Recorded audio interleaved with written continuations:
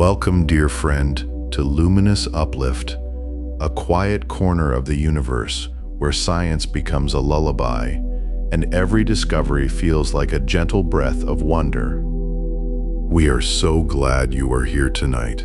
Perhaps your day was long, filled with noise and motion, with lists and demands that pulled you in every direction. Set all of that down now, softly, like a stone slipping beneath still water.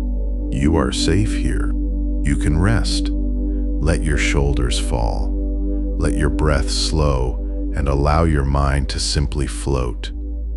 Here at Luminous Uplift, we believe that the greatest stories ever told are written not in books, but in the fabric of the cosmos itself.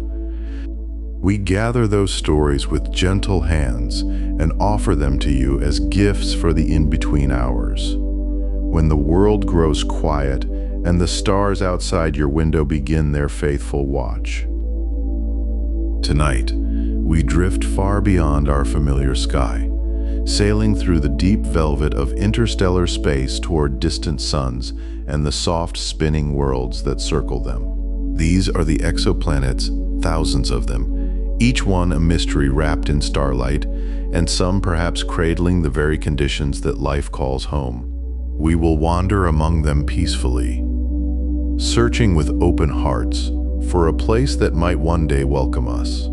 So breathe deeply, let your eyes grow heavy, and trust that you are in wonderfully calm hands. If these journeys bring you comfort, a gentle like or a quiet subscription would mean the world to us. Now, let's begin our journey through the stars. Imagine for a moment that you are lying on your back in a field somewhere very old. The grass beneath you is cool and slightly damp. The way grass always seems to be in the hours just before midnight. When the dew begins to settle and the earth exhales its long, slow breath, after a day of holding the sun's warmth close. Above you, the sky has opened up the way it only does when you are far from cities, far from all that electrical brightness we have surrounded ourselves with in the modern age. It has opened up completely, like a vast, dark flower whose petals are light years wide, and in the center of that darkness, scattered like salt across a dark cloth, are the stars. You do not know their names. You do not know their distances. You know only that they are there, the same way your heartbeat is there. Present, rhythmic, ancient, reliable. You know that people have been lying exactly where you're lying, in fields not so different from this one, for tens of thousands of years, and every one of them looked up, every single one. There is something in us that cannot help it, the upward glance, the pause, the held breath. This is where our story begins. Not in a laboratory, not with a telescope, not with the extraordinary machines we will come to later in this journey. It begins here, in this field, in this darkness, with a pair of human eyes turned upward and a human mind beginning to ask the oldest question it knows how to ask. Are we alone? Is this all there is? Are those lights, those distant trembling points of fire, do they have worlds around them? Do those worlds have fields of their own, cool and damp at midnight, with creatures lying in them, looking back at us? Let us stay in this field a little while. Let us breathe slowly. There is no hurry tonight. On a clear night, far from any city, the human eye can see approximately 2,500 stars. 2,500 points of light, each one a sun. That number is worth sitting with for a moment, worth letting drift through you like music. 2,500 suns, visible to the naked eye alone, without any assistance at all, simply by standing in darkness and looking up. And each of those suns we now understand is potentially the center of its own solar system, with its own family of worlds spinning around it in the dark. But we will come to that understanding slowly, the way all understanding comes, across centuries of accumulated wonder, across generations of people lying in fields just like this one, asking the same unhurried question upward into the dark. The ancient Babylonians were among the first people we know of who tried to answer that question in a systematic way. They lived in what is now Iraq, between the great rivers Tigris and Euphrates, in a civilization that rose and flourished and grew complex and extraordinary thousands of years before you or I drew our first breath. They built cities and temples and systems of law, and they watched the sky with a patience and a precision that even today commands a kind of reverence. Over the course of their long civilization, the Babylonian sky watchers cataloged more than 1,000 stars, more than 1,000 individual lights, each one named, each one given a position in their elaborate celestial maps, each one watched and recorded across generations of careful, dedicated observation. To the Babylonians, the stars were not merely decorative. They were not simply beautiful, though of course they were beautiful, impossibly so, in that ancient darkness undimmed by any artificial light.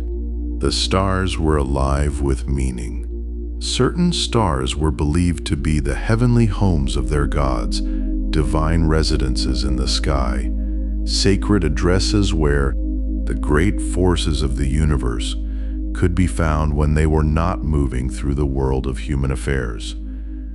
To look up at those stars was not merely to look at distant fires. It was to look at the dwelling places of the divine, at homes, at presences. The sky was inhabited, the sky was full. There is something very human about that belief, and something that resonates even now, even with everything we have learned since. The idea that those points of light are not empty, that they are homes, that something is there, present and real, and in some sense reachable, if not by body, then at least by imagination, by longing, by the quiet reach of a wondering mind. The Babylonians were not wrong. Exactly. They were dreaming in the direction of a truth they had no instruments to prove. Those stars are homes of a kind. Around many of them, worlds turn in the dark, patient and ancient, some with surfaces of rock, and some with surfaces of ice, and some perhaps with oceans, with clouds, with weather, with the particular quality of afternoon light that falls on a world with a sky. But the Babylonians did not know that, not yet, not in the way we now know it. What they knew was the ache of it, the sense that the sky was not empty, the deep intuition that those lights meant something, that they were places rather than merely points. And perhaps that is the most important kind of knowing there is, the knowing that arrives before the proof, the sense that something is true long before you have any way to confirm it. In the centuries that followed, other minds turned to the same question from different angles, with different tools, different languages, different frameworks. The Greek philosophers, those restless, extraordinary thinkers who made a habit of poking at the universe with questions until it gave up some of its secrets, had a great deal to say about other worlds. They called their wandering sky objects by a name that has stayed with us across more than 2,000 years. The word planet comes to us directly from the ancient Greek planetes, meaning wanderer, because that is what the planets appear to do when you watch them night after night, carefully, patiently, while the fixed stars held their positions relative to each other, forming the same patterns, the same constellations, year after year, generation after generation. A handful of lights moved differently. They drifted. They wandered. They followed their own paths across the backdrop of the fixed stars, sometimes moving in one direction and then seeming to slow and reverse and move in another, a strange looping, wandering motion that was baffling and beautiful and clearly significant. The Greeks named these wanderers and watched them and built elaborate and sometimes wonderfully wrong systems to explain their motions. But some of those Greek minds went further than simply cataloging what they could see. Some of them leaned out over the edge of the observable sky and asked what might lie beyond it, what might exist in the dark between the stars, whether this world, this particular blue and rocky and complicated world we inhabit, might be one of many. In the year 300 before the Common Era, a philosopher named Epicurus wrote something that, given the tools available to him, was an act of breathtaking intellectual courage. He wrote, and we can still read his words today, that there are infinite worlds, both like and unlike this world. Infinite worlds, both like and unlike. He had no telescope. He had no mathematics of orbital mechanics. He had no spectrograph or interferometer or space-based observatory. He had only his mind, his reason, and the great open sky above him. And he looked at that sky and he said, quietly and with confidence, that there are infinite worlds. Think about what that took. Think about the leap involved in that sentence, the willingness to extend reason beyond the reach of observation, to follow the logic of the universe into territory that could not yet be confirmed. Epicurus was not guessing wildly. He was reasoning carefully. If the universe is vast, he thought, and if matter arranges itself into worlds in this part of the sky, then surely it must arrange itself into worlds elsewhere. Surely there is nothing special about this particular arrangement of rock and water and air and life that could not exist somewhere else. Surely the universe does not make something once and then stop. Surely, he thought, there are others. He was right.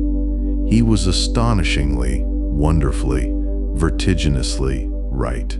But he would not live to know it with any certainty, nor would anyone else for more than 2,000 years after him. For most of human history, the question of other worlds remained exactly that, a question, a philosophical position, a dream. There were no instruments capable of detecting a planet around another star. There was no technology that could reach across the incomprehensible distances of space and measure the tiny, subtle signals that would eventually betray the presence of distant worlds.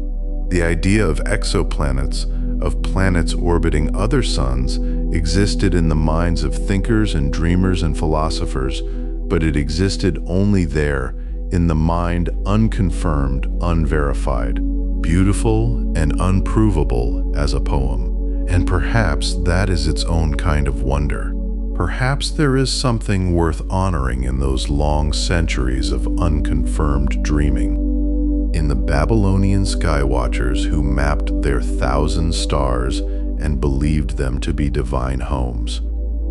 In Epicurus writing his quiet, confident sentence about infinite worlds. In the countless anonymous others, the shepherds and the sailors and the farmers and the parents who rocked their children to sleep under open skies and looked up and felt, without being able to explain why, that the lights above them were not nothing, that they were something, that they were somewhere. That out there, in that darkness, something else was present. The night sky has always been a doorway in the human imagination, even before we had any scientific framework for thinking about exoplanets, even before we had a word for them, even before we had the first faint whisper of a method by which we might detect them. The sky felt like an entrance. It felt like a threshold. It had that quality that doorways have, that sense of standing at the edge of a space that continues beyond what you can currently see, that the room does not end at the visible walls, that there is more, always more behind the next frame, beyond the next limit. We would spend thousands of years standing at that doorway, looking through it, wondering, writing poems about it, and prayers about it, and philosophical treatises about it, drawing it in pigment on cave walls and mapping it in careful cuneiform on clay tablets, and measuring it with instruments of increasing sophistication across the long, slow centuries of human ingenuity. Each generation stood at the same doorway and peered a little further through it than the one before, and each generation handed what it had seen to the next, and the next looked further still, and the doorway, remarkably, stayed open. The universe did not tire of being wondered at. The sky did not close itself off from human inquiry. It waited, with what we might almost call patience, for the questions to become refined enough, for the instruments to become sensitive enough, for the mathematics to become precise enough to finally, definitively, confirm what dreamers from Babylon to Athens to every quiet field under every quiet sky had always felt to be true. There are other worlds. The universe is not a room with one candle. It is something far larger and far stranger, and far more generous than that. And the lights above you, those 2,500 stars visible to your naked eye on a clear and cloudless night, each one a sun, each one a possible center of a possible system of possible worlds, were always trying to tell you so. You just needed time. You needed centuries of patient watching and careful thinking, and accumulated human curiosity, that most unstoppable of forces. And even now, lying in this imaginary field, even now with everything we know, there is still the same ache, the same upward pull, the same breath held in the chest at the sight of a clear sky full of stars. Because knowing does not diminish wonder. If anything, it deepens it, adds layers to it, gives it structure and texture and a new kind of weight. The stars are still the stars. The darkness between them is still vast and humbling and full, and the question still hangs in the air above you, the same question it always was, asked now with so much more knowledge behind it, but still in its deepest form, the same ancient ache. Is there something out there? Is there someone? The human mind is a remarkable instrument for this kind of longing. It can hold the very large and the very distant and make it personal, make it felt, make it matter. Those ancient Babylonian watchers lying awake under their stars in the valley between their two great rivers. Those Greek philosophers arguing in the afternoon light about the nature of the infinite. Those nameless millions who have lain in fields like this one and watched the slow wheel of the sky overhead and felt, without any scientific justification, but with a certainty deeper than science, that the universe is full of worlds. They were all part of the same long conversation. They were all turning the same thought over and over in the warm, dark interior of the human mind, polishing it across generations until it shone. And as our instruments grew sharper and our mathematics deeper, we began to realize that the night sky was not a ceiling at all, but rather a door, and somewhere behind that door, quietly orbiting a distant sun, the first confirmed world beyond our own was waiting to be found, not with a shout, not with a flash of light across a crowded auditorium, but the way most true discoveries arrive, quietly, almost shyly, like a letter slipped beneath a door in the early hours of morning before the rest of the world has stirred. The universe had kept its secret for a very long time, and then, gently, it let one slip. Close your eyes for a moment if you like. Let your breathing slow. Imagine you are standing outside on a clear night, somewhere far from the hum of cities, somewhere where the darkness is soft and full, and the stars press close, like 1,000 small candles held up by patient hands. You have been standing here your whole life, looking up, wondering. Everyone who has ever lived has stood in a version of this same darkness, has looked toward the same sky, has wondered whether the lights above are truly alone, whether each one is a sun in its own right, burning above its own worlds, warming its own seas, casting its own long gold shadows across its own unknown shores. For most of human history, we could only wonder. The stars were beautiful, but they were silent. They gave us no answer. They only shone. But science is, at its heart, a kind of patient listening. And by the closing years of the 20th century, our instruments had grown sensitive enough, our mathematics precise enough, our questions urgent enough, that we were finally beginning to hear something. Faint, distant, almost too small to trust. But there, the first confirmed answer came from an unlikely corner of the cosmos. Not from a warm, sunlit system like our own. Not from a gentle yellow star spinning quietly in some peaceful neighborhood of the Milky Way. The first confirmed worlds beyond our solar system were found orbiting something far stranger, far more violent, far more extreme than anything we had imagined as a cradle for other planets. They were found orbiting a pulsar. Breathe that word in slowly. A pulsar, a dead star, or rather, what remains after a star has died in the most dramatic way possible, not a slow fading, not a graceful dimming, but an explosion so vast and so violent that it would make even the most fevered human imagination seem small and timid.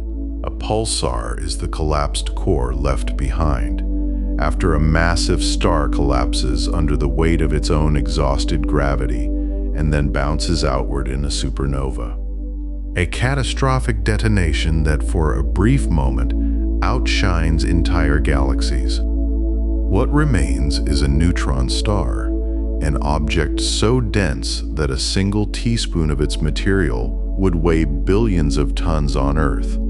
A sphere perhaps only 20 kilometers across, and yet containing more mass than our entire sun. And this neutron star spins. It spins with extraordinary speed, sending out beams of radio waves from its poles like a cosmic lighthouse, sweeping the darkness with clockwork regularity, ticking away the seconds with a precision that rivals the finest atomic clocks we have ever built. In 1992, two astronomers, Alexander Wolszczyn and Dale Frail, were listening carefully to one of these celestial lighthouses.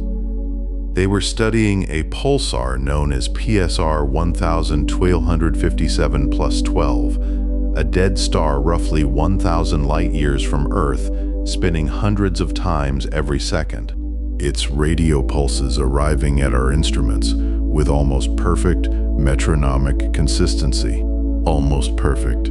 Because hidden within those pulses was something strange, something that did not quite fit. The timing of the pulses was not as steady as it should have been. There was a subtle rhythmic variation, a pattern woven into the data that spoke of something orbiting that dead star, something tugging at it with gentle gravitational insistence, something causing the pulsar to rock ever so slightly forward and backward in space. When Wolszczyn and Frail followed that thread of evidence with careful, methodical patience, they found not one but two planets, two worlds, orbiting a dead star in the darkness, in a system that had survived the death of its sun, or perhaps formed from the wreckage of that death. Astronomers still debate the fine details. Circling on in silence through the long aftermath of catastrophe, they were not warm worlds. They were not the kind of worlds where you might imagine gentle winds or soft rains. They orbited the remnant of violence, bathed in radiation rather than sunlight, companions to a spinning, collapsed stellar corpse. But they were planets. They were real, and their existence, confirmed and published in the journal Nature in January of 1992, meant something extraordinary. The universe makes planets in places we never expected. Life, if it needed warmth and quiet, might not find these worlds hospitable. But the universe, it seemed, was not particularly interested in our ideas about where planets ought to be. And if planets could form in the ashes of a dead star, in the turbulent aftermath of destruction, then perhaps they could form anywhere. Perhaps they were everywhere. Let that thought settle over you like a blanket, warm and strange. Everywhere, around every star you see when you step outside at night. Around stars you cannot see at all. Around stars that have not even formed yet, slowly condensing from clouds of gas in some quiet spiral arm of the galaxy, their future planets already there in potential, swirling in the dust, waiting for gravity to begin its patient, sculpting work. But the discovery that would truly change the conversation, that would move exoplanet science from the curious margins into the bright, excited center of astronomy, came 3 years later. It came from a different method and a different kind of star. One that was familiar, one that felt almost like home. In 1995, a Swiss astronomer named Michel Mayer and his doctoral student Didier Queloz were working at the Haute-Provence Observatory in southern France, in a landscape of lavender fields and pine-covered hills, under skies that held their own ancient light. They were using a technique called the radial velocity method, a way of detecting planets not by seeing them directly, but by watching what they do to their stars. Because here's the quiet truth that the radial velocity method depends upon. A star does not simply sit still while a planet orbits it. The two objects pull on each other. The planet, as it swings around its star in its great ellipse, tugs on that star with a tiny but real gravitational force, causing the star to rock gently back and forth toward us and away from us in a slow, rhythmic wobble. And when a star moves toward us, the light it emits is compressed very slightly, shifting toward the blue end of the spectrum. When it moves away, the light stretches, shifting toward the red. This is the Doppler effect, the same phenomenon that changes the pitch of a train's horn as it passes you on a platform translated into the language of starlight. By measuring this shifting with extraordinary precision, Mayer and Queloz could detect the presence of something orbiting the star without ever seeing that something directly. It was, in a sense, like knowing someone is in the next room, not because you can see them, but because you can feel the floor vibrating faintly beneath their footsteps. The planet was invisible, but its presence was written in the light of its sun, and what they found orbiting a star called 51 Pegasi, a star much like our own, a golden, middle-aged sun about 50 light-years away in the constellation Pegasus. The winged horse was unlike anything the models of the time had predicted. They found a planet, a large one, a gas giant, similar in nature to Jupiter, with about half of Jupiter's mass, a world of deep swirling atmospheres and crushing pressures, with no solid surface to stand on. A great sphere of gas and cloud and storm. That in itself was remarkable enough. But what was truly astonishing, what made the scientific community stop and read the data again and again in quiet disbelief, was how close this planet was to its star, 51 Pegasi b. as the planet came to be designated, orbited its star at a distance roughly 100 times smaller than the distance between Earth and our Sun. 100 times closer. In our solar system, Jupiter orbits at 5 times the Earth-Sun distance, out in the cold and dark, where the solar wind weakens and the temperatures plunge. 51 Pegasi b orbited at a tiny fraction of even Mercury's distance from the Sun, whipping around its star in just over 4 Earth days, completing a full year before most people have had time to properly settle into the working week. At that distance, the starlight must be ferocious. Temperatures on this world likely soar above 1,000 degrees Celsius. The planet is, in the vivid language astronomers eventually coined for its type, a hot Jupiter, a gas giant that has ended up in the last place you would ever expect a gas giant to be. Pressed up close to its blazing star, like a moth that has drifted too near a candle. The discovery was announced in October of 1995, and the reaction from the astronomical community was one of those rare mixtures of wonder and productive confusion that mark the best moments in science.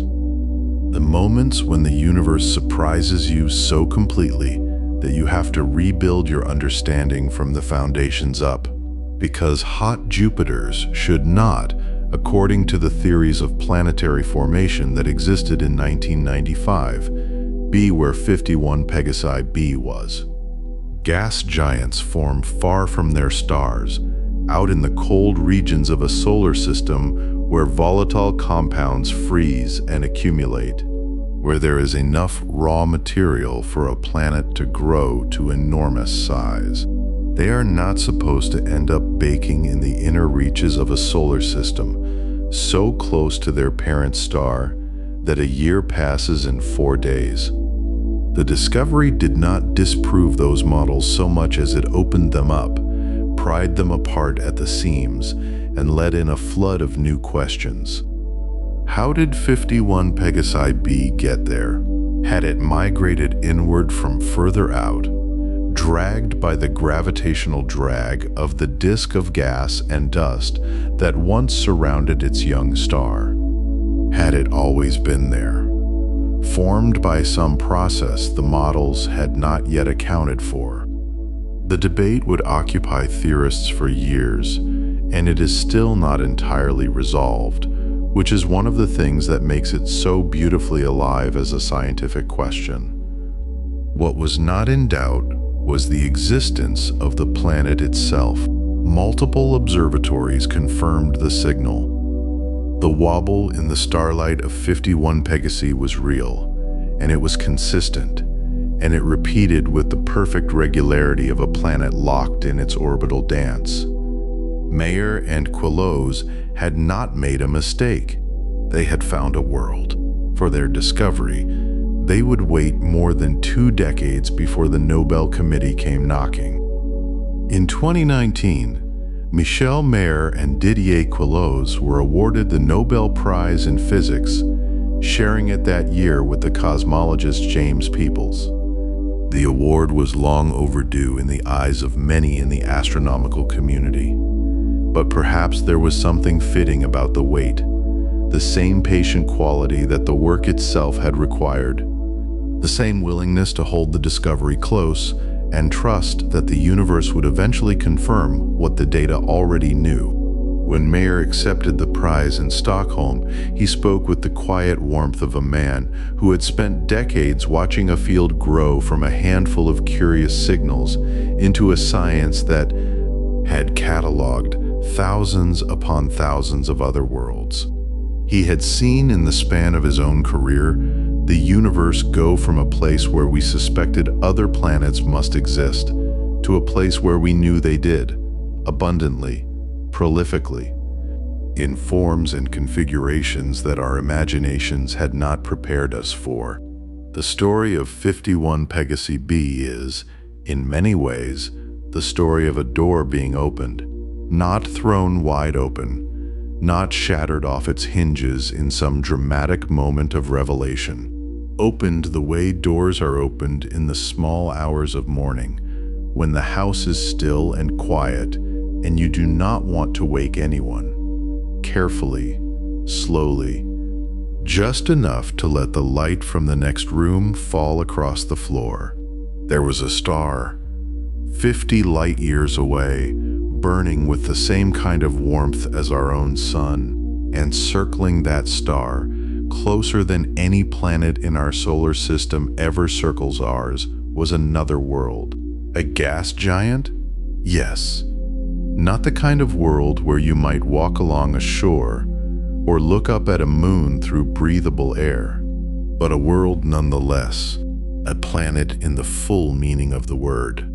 A place where gravity gathered mass into a sphere, where weather systems churned in alien skies, where the star above blazed so bright and so close that the atmosphere must roil and glow. And the method that found it, that patient, precise listening to the wobble of starlight, that careful attention to the Doppler shift of photons that had crossed 50 light years of empty space to fall into a telescope in the south of France, that method would go on to find hundreds more.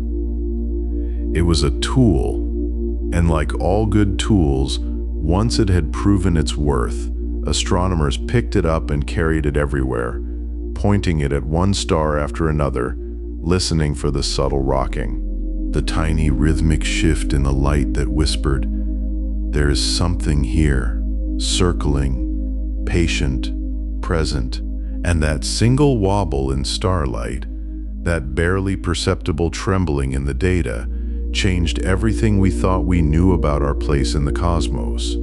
For if planets existed around one ordinary star, they must exist around countless others, drifting in slow ellipses through the dark, and the universe was suddenly, and that single wobble in starlight, that barely perceptible trembling in the data, changed everything we thought we knew about our place in the cosmos. For if planets existed around one ordinary star, they must exist around countless others, drifting in slow ellipses through the dark, and the universe was suddenly so much larger than we had imagined, so much more populated, so much more alive with the quiet possibility of worlds. And it was this feeling, this gentle revolution in the human heart, that asked the next question. Not merely whether other planets existed, but how many. Not merely around which stars, but around all of them. The question was no longer a whisper in the dark.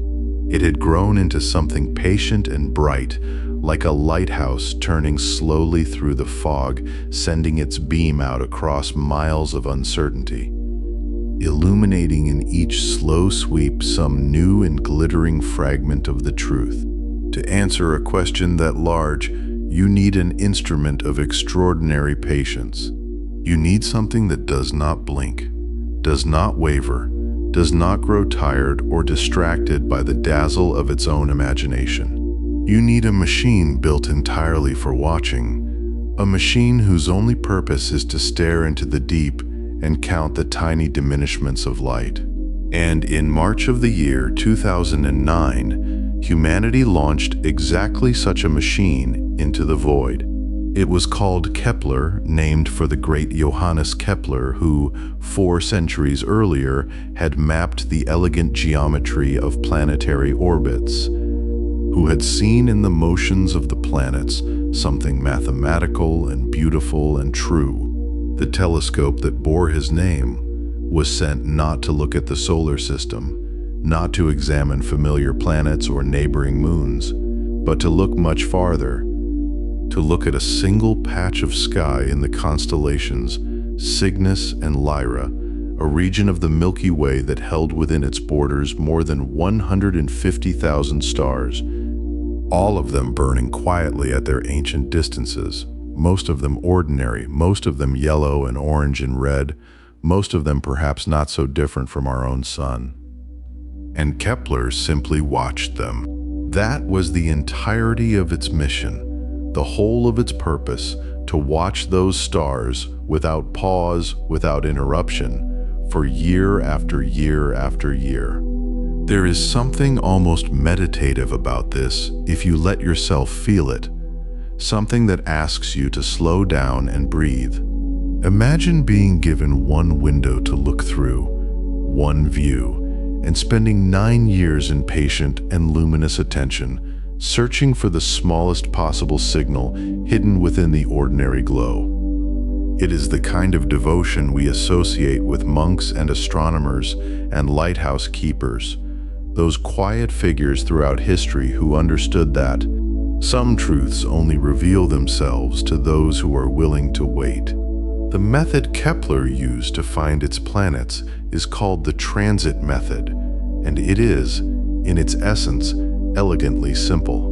When a planet orbits its star, there are moments in that orbit when the planet passes between the star and the telescope, crossing the face of the star as seen from Kepler's vantage point. And in those moments, the star's light dims ever so slightly. The planet, dark and solid against the radiance behind it, blocks a tiny fraction of the starlight from reaching the detector. It is a shadow measured not in darkness, but in the most infinitesimal reduction of brightness. A dip so small that it would take instruments of extraordinary sensitivity just to notice it at all. A planet like Jupiter crossing a sun-like star might dim the star's light by about 1%. That is small enough to seem negligible, and yet it is enormous compared to what Kepler was also capable of detecting. A planet the size of Earth crossing a star, like our Sun, causes the star's brightness to drop by only 1/100th of 1%. 0.01%. A number so tiny it barely has a name in ordinary conversation. A dimming so subtle that analogies struggle to contain it. But here's the one that is endured. The one that seems to capture the breathtaking delicacy of what Kepler was doing. Detecting an Earth-sized planet by this method is equivalent to detecting the shadow cast by a flea crossing in front of a car's headlight. Not the whole car, not the windshield, not even the headlight housing, just the flea. Just that small, dark body moving across that immense brightness. And yet, this was precisely what Kepler was designed to see. Precisely the signal it was built to pull from the noise of the universe. And it did so with a steadiness and a precision that still feels almost miraculous. 9 years of watching 150,000 stars, and all the while looking for the shadow of something no larger, proportionally, than a flea. To think about this too directly is to risk losing the feeling of it in a maze of numbers, so let it instead wash over you gently as you rest. Let it settle into your body as a kind of wonder. The way wonder is supposed to feel, not anxious, not overwhelming, but wide and quiet and soft. There is something deeply calming about the image of Kepler out there in its orbit around the Sun, drifting along the same path that Earth traces through the year, but falling gradually behind. Its great eye fixed on that single luminous field of stars, recording their brightness in a continuous patient stream. Below on Earth, humans were doing what humans do. Seasons were changing, years were passing, and all the while Kepler watched and measured and sent its data home. The data came back in waves, carried on radio signals across the millions of miles between the telescope and the receivers that waited for it on the ground. Scientists pored over it in offices and laboratories, writing algorithms to sift through the light curves, those graphs that showed how the brightness of each star changed over time, looking for the characteristic signature of a transit. That small, regular, repeated dip that said unmistakably, something is here, something is crossing. Something is moving in its orbit around this distant sun. Each candidate event had to be checked and cross-checked, tested against alternative explanations, verified through additional observation, because starlight is not perfectly steady to begin with. Stars have their own flickers and pulses, their sunspots and flares, their convective storms rolling across their surfaces like weather across an ocean. Distinguishing the subtle signature of a transiting planet from all the other reasons a star might dim required extraordinary care, and the scientists who did this work brought to it the kind of attentiveness that belongs to the patient and the luminous. Slowly, confirmation by confirmation, the count grew. 1 planet, 10 planets, 100 planets. The number climbed with a kind of unhurried inevitability, like the tide coming in on a still night, each wave leaving behind something new and permanent on the shore.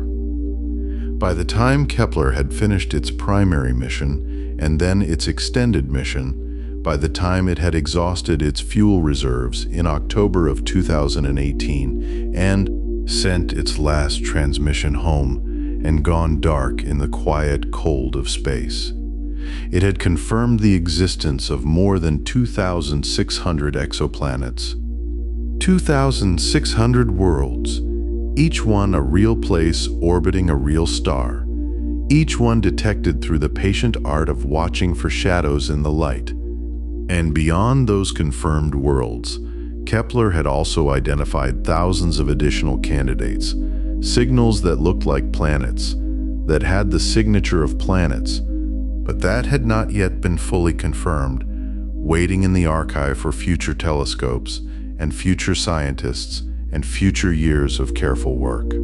The sheer number is staggering if you let it be, and yet perhaps what Kepler revealed that matters most is not any single planet, but the statistical truth that emerged from all of them together. Because when astronomers looked at the data as a whole, when they asked what all those transits and all those light curves and all those confirmed worlds implied about the galaxy at large, the answer was astonishing in the most peaceful and expansive possible way.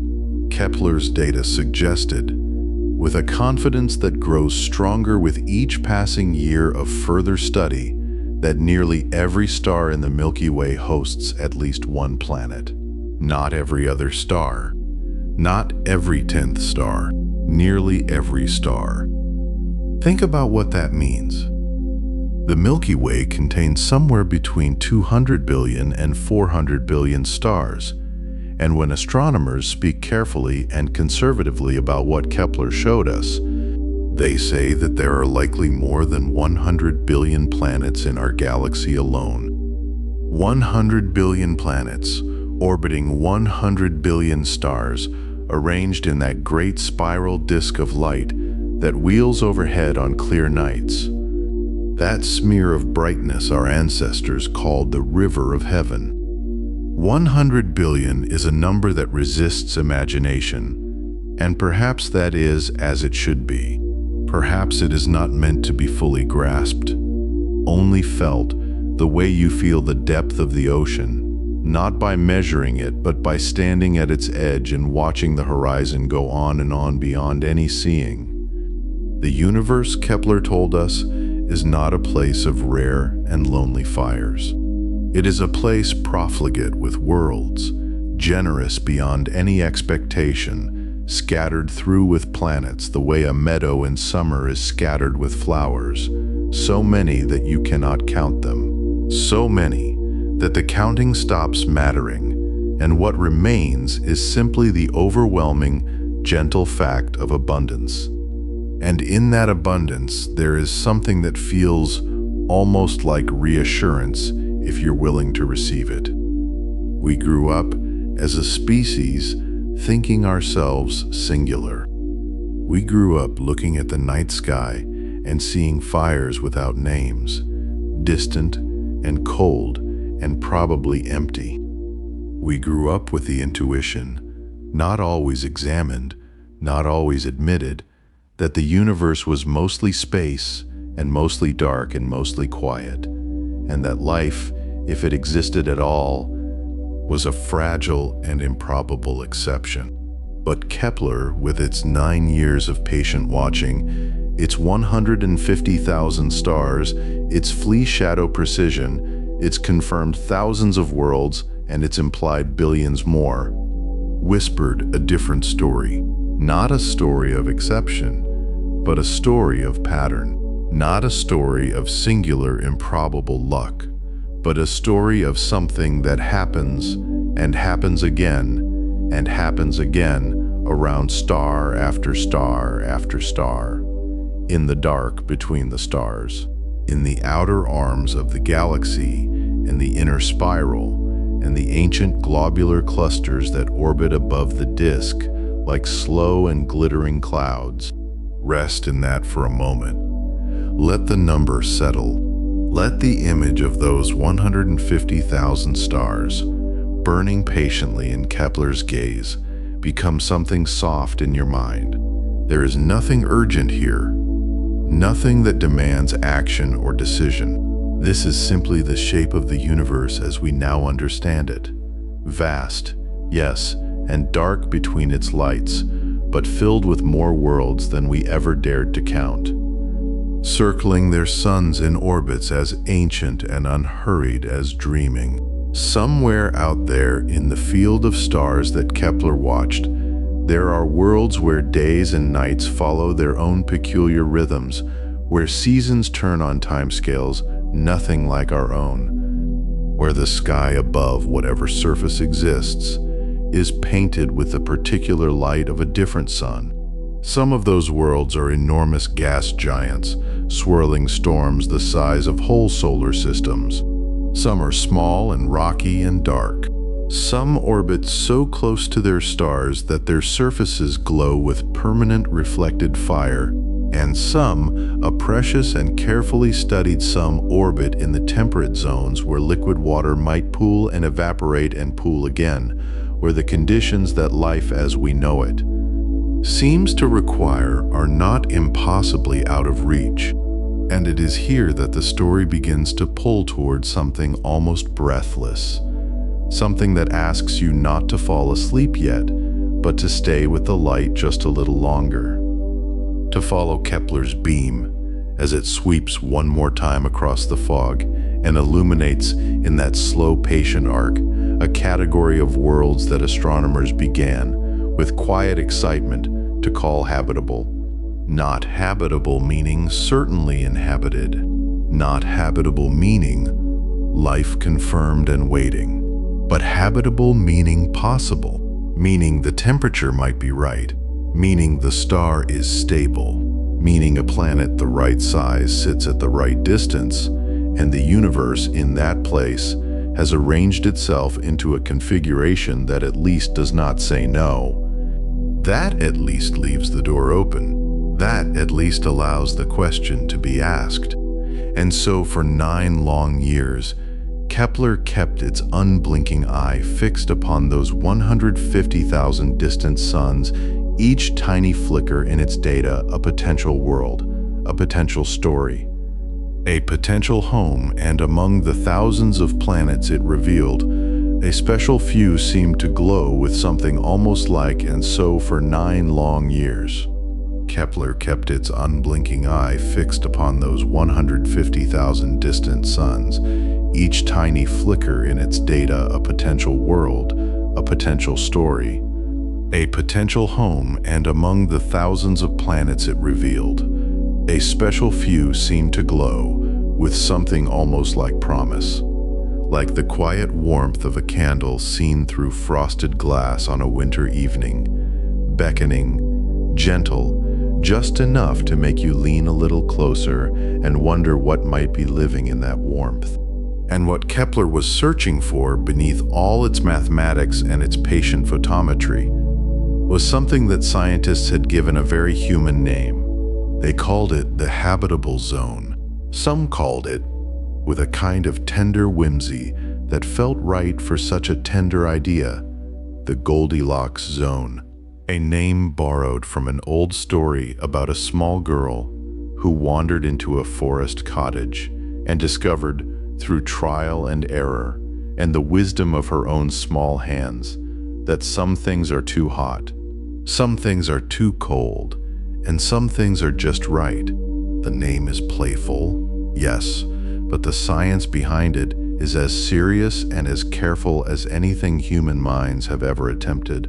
Because the habitable zone is not merely a poetic notion. It is a real, measurable band of space around a star, a range of orbital distances where conditions might allow something extraordinary, something quiet and essential, something without which all the chemistry in the universe seems to fall just short of wonder. Liquid water, not ice, locked away and silent in the dark. Not steam, vanished upward into the nothing of space, but water in its middle state, its patient, flowing, nurturing state, water the way we know it here, the way it fills our rivers and rests in still ponds at dawn, and moves through the cells of every living thing that has ever breathed on this planet. Liquid water is what the habitable zone is protecting, or rather what it makes possible. A planet orbiting within this gentle zone receives just enough energy from its star, not so much that the water boils away into the atmosphere and is lost forever, and not so little that it freezes solid and lies still and cold beneath a sky that has forgotten warmth. The habitable zone is the place where water is allowed to be itself, and in being itself, to become the medium through which life perhaps begins to dream. Our own Earth knows this zone intimately. If you were to draw a picture of our solar system, with the sun burning golden at the center, and the planets arranged in their patient ellipses, you would find Earth nestled almost perfectly in the middle of the sun's habitable zone, not at its inner edge, where things grow too warm, not at its outer edge, where things begin to cool and quieten, but close to the center, where the energy is measured and gentle and just enough. We receive from our sun what we need. We sit in the light the way you might sit near a fireplace on a cool evening, not so close that the heat presses uncomfortably against your face, not so far that the warmth fails to reach you, but at that perfect distance where everything is soft and golden and the world feels held. It is almost too beautiful to be coincidence, and yet it is not coincidence at all. It is the result of billions of years of the universe arranging and rearranging itself, stars forming and burning and dying. Heavier elements being forged in stellar cores and scattered across the cosmos, gravity gathering dust and gas into new worlds. Those worlds finding their orbits and settling into them like a slow breath, like a long exhalation after a very great effort. Earth did not luck its way into the habitable zone. It was shaped by the same forces that shaped everything, and it happened to find itself, after all of that ancient labor, in a place that liquid water calls home. But here is something that perhaps surprises us a little, something that gently complicates the picture and makes it richer and stranger and more interesting. The habitable zone is not fixed. It does not sit in the same place around every star. It is not a universal ring painted at a standard distance from all suns everywhere. No, the habitable zone shifts. It breathes. It adjusts itself around each star, depending on that star's size and temperature and luminosity. A small, cool star, a red dwarf burning with a fraction of our sun's energy, holds its habitable zone very close, very near, almost pressed against it, like a small fire whose warmth only reaches a short distance before the cold reasserts itself. A planet in that star's habitable zone might orbit far more closely than Mercury orbits our sun, completing its year in a matter of days, always turned with the same face toward its star. One side forever lit and warm, the other forever in the dark. And then, There are the stars much larger and hotter than our own, blue-white giants burning with a fierce and extravagant light, and around these vast furnaces the habitable zone pushes outward, stretches into the greater distances because there is so much energy pouring from these stars that you must stand very far back to find the place where things are just right. The habitable zone of such a star might encompass distances that would feel almost lonely by our solar system standards. Great empty gulfs of space where a planet might orbit in its own quiet, warmed by a star so bright it would be painful to look at even from such a great remove. This variability is one of the things that makes the search for habitable worlds so rich, so layered with possibility, because it means that the ingredients for life, if water is indeed one of the most important of those ingredients, which our chemistry suggests it is, might be distributed across a wide variety of stellar environments. It means that the small, dim red dwarfs, which are by far the most common kind of star in the galaxy, might host their own habitable zones, their own gently warmed worlds, their own quiet places where water sits on the surface of a rocky planet and does what water does so beautifully. It dissolves, it carries, it connects, it enables. And yet, and this is where the universe asks us to hold our hope a little more carefully, to cup it in our hands the way you might cup a small flame in the wind. Being in the habitable zone is not the same as being habitable. This is a distinction that scientists are careful and thoughtful about, and it is worth sitting with for a moment, because it reveals just how delicate and complex the business of making a world truly livable turns out to be. A planet can sit exactly in the middle of the habitable zone, receiving precisely the right amount of stellar energy, and still be a world where nothing living could take hold. Because liquid water on the surface of a planet requires more than just the right distance from the right star. It requires an atmosphere, a layer of gas clinging to the planet's surface, thick enough to hold pressure, to keep the water from simply evaporating away into the vacuum of space, to trap some warmth and distribute it across the planet's face. Without an atmosphere, even a perfectly positioned world would be a cold and airless place, its water long gone, its surface exposed and silent.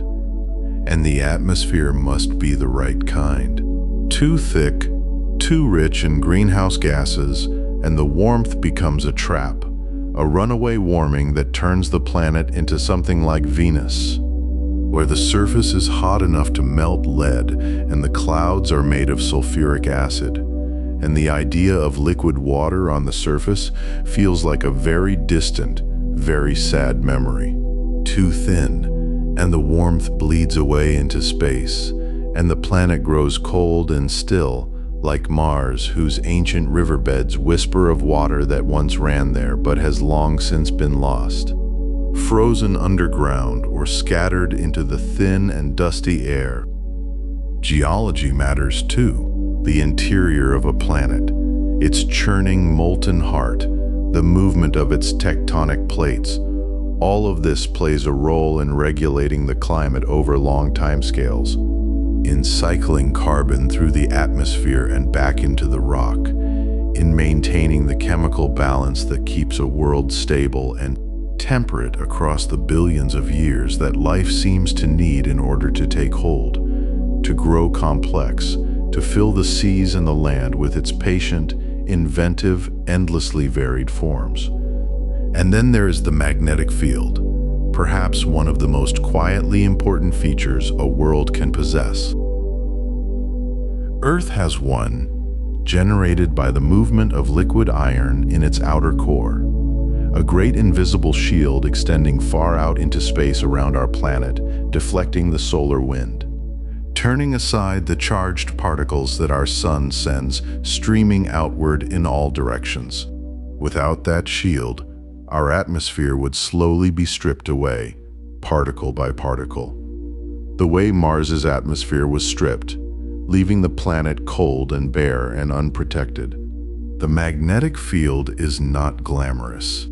It is not something you can see or touch, but it is one of the reasons you're here, breathing gently in the dark, because it kept the air around this planet in place long enough for life to emerge and flourish and eventually look up at the stars. When scientists look at the over 50 potentially habitable zone exoplanets identified so far, worlds that orbit within the right distance from their stars, worlds that are roughly the right size to be rocky and to hold an atmosphere, they do so with both excitement and a careful kind of patience, because most of these worlds remain poorly characterized, which is a gentle scientific way of saying that we know very little about them beyond their size and their orbit. We do not yet know what their atmospheres are like, whether they have magnetic fields, whether their surfaces are warm and wet or cold and still, or something stranger and harder to imagine. They are, at this stage, more like possibilities than confirmed places, like lights seen across a great dark valley, where you can tell that there's something there, something interesting, something worth investigating, but you cannot yet make out the details. And so we reach toward them with our telescopes and our spectrographs and our patient mathematical tools, trying to read the faint signals that cross the vast distances between us, trying to understand what is real and what remains to be discovered.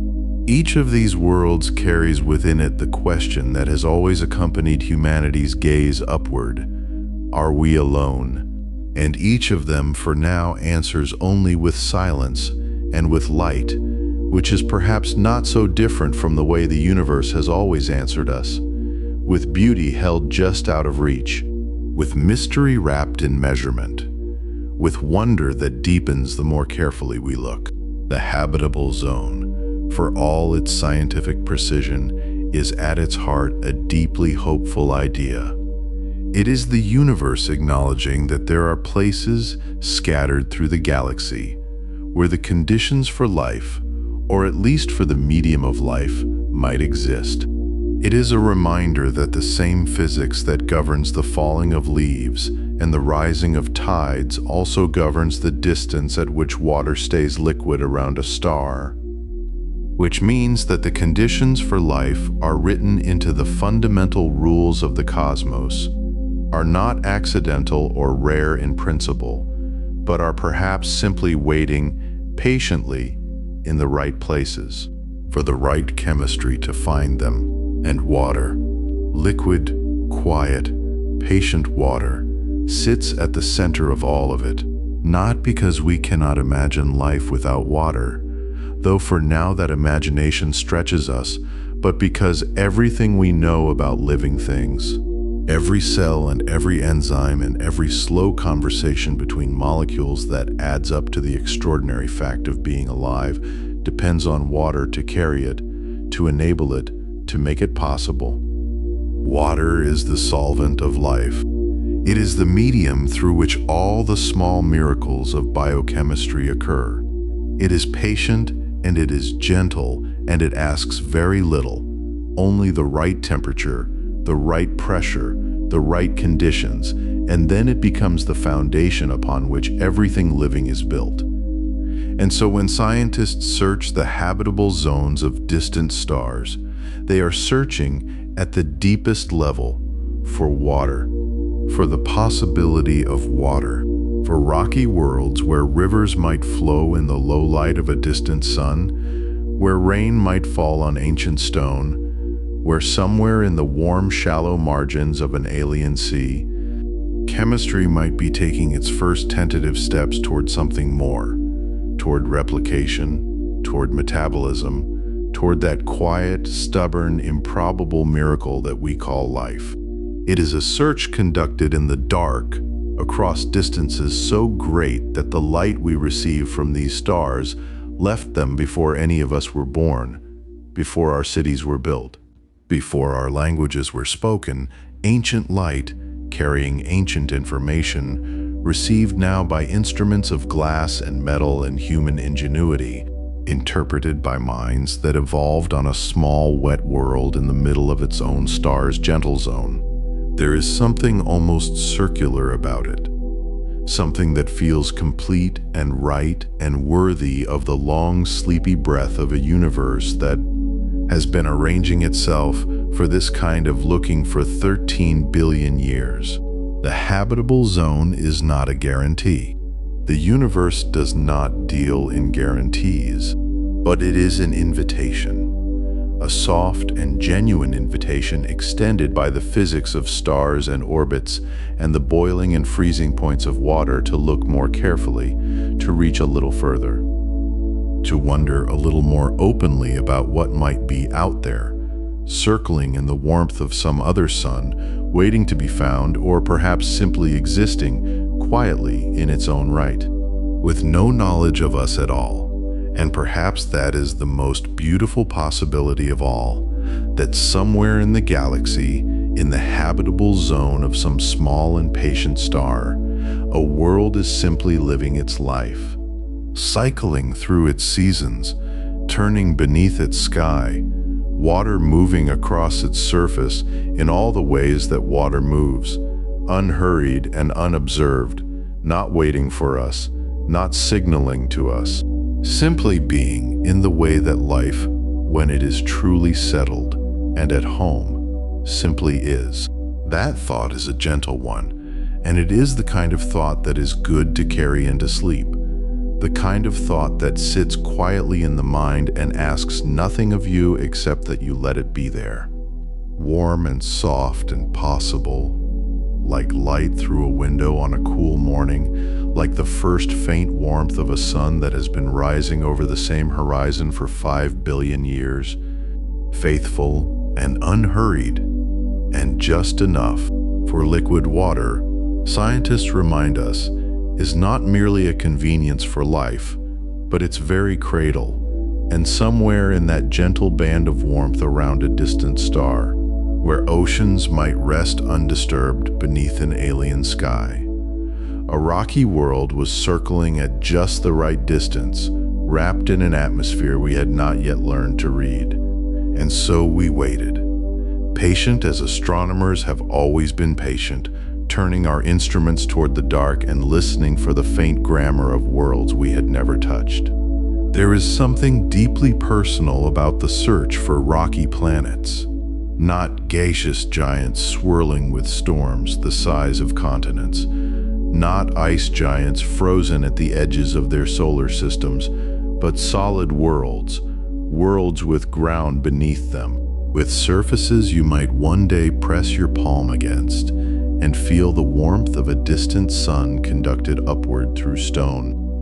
We are, after all, creatures of rock ourselves. We grew from it. We are fed by the soil it eventually becomes. And so when astronomers speak of rocky exoplanets, there is a tenderness in the conversation, a recognition that runs deeper than science and settles somewhere closer to longing. To understand what we are looking for when we look for these worlds, it helps to understand how they come to be. A rocky planet does not simply appear fully formed like some gift of the cosmos. It is built slowly over millions of years through a process so patient and so gradual that it seems almost meditative when you imagine it from the outside. It begins with a disk of gas and dust surrounding a newly born star, a swirling cloud of material left over from the star's own formation. Within that disk, tiny particles begin to collide, not violently, not explosively, but gently at first, sticking together the way snowflakes cling to one another in a quiet storm. These clumps grow, slowly accumulating mass, becoming what scientists call planetesimals, small bodies, perhaps the size of boulders or mountains or small moons, drifting through the young solar system and gathering material as they go. Gravity, that most patient of forces, does the rest. Planetesimals attract one another. They collide and merge, sometimes shattering, sometimes binding, the larger ones gradually pulling in the smaller ones until, over the span of tens of millions of years, a true planet emerges. It is a slow and patient sculpting, and when you think about it that way, when you imagine all of that quiet accumulation, all of those tiny meetings and collisions and mergings across deep time, the existence of a world like the one beneath your feet begins to feel less like a given and more like a miracle quietly assembled over an incomprehensible span of time. The planets that emerge from this process fall into different categories depending on how much material was available in their region of the disk and how their histories unfolded. Some grow large enough to capture vast envelopes of gas, becoming giants. Others remain modest, rocky, solid. The kind of worlds where continents might form and oceans might pool and the chemistry of life might, under the right conditions, find its footing.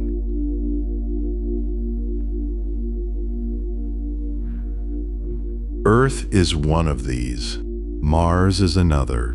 Venus, for all its hellish present, was likely once another. But here, in our own solar system, the rocky planets are all relatively small, none more than about 1.07 times the mass of Earth in the case of Venus, which is nearly our twin in size, if not in temperament. Elsewhere in the galaxy, however, nature appears to have been more generous, or perhaps more experimental.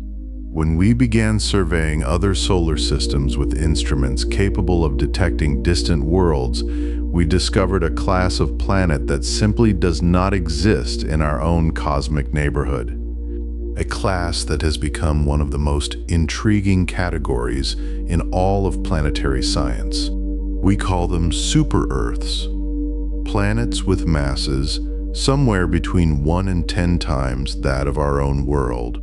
They are, in the imagination at least, the middle ground between Earth and Neptune, larger and more massive than the world we know, but still rocky, still solid. Still potentially the kind of place where stone meets sky and something might, just might, look upward and wonder. The fact that our solar system contains no super-Earths is itself a curious thing.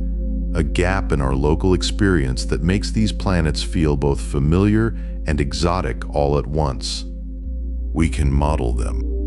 We can theorize about their surfaces and their atmospheres and the strength of their gravity. We can calculate what it might feel like to stand on one, heavier, certainly pressed more firmly toward the ground by the pull of all that extra mass. But we have never stood on one. We have never watched one from close range.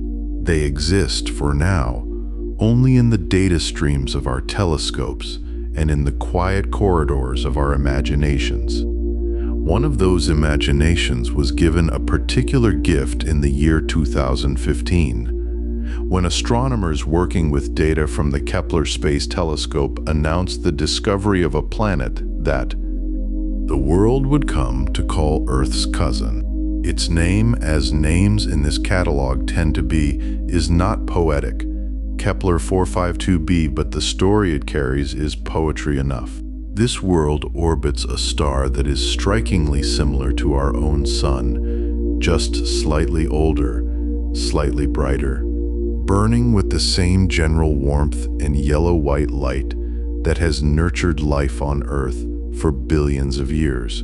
And it orbits that star at a distance that places it squarely within the habitable zone, that gentle band of warmth where liquid water might pool on a surface rather than boiling away or freezing solid.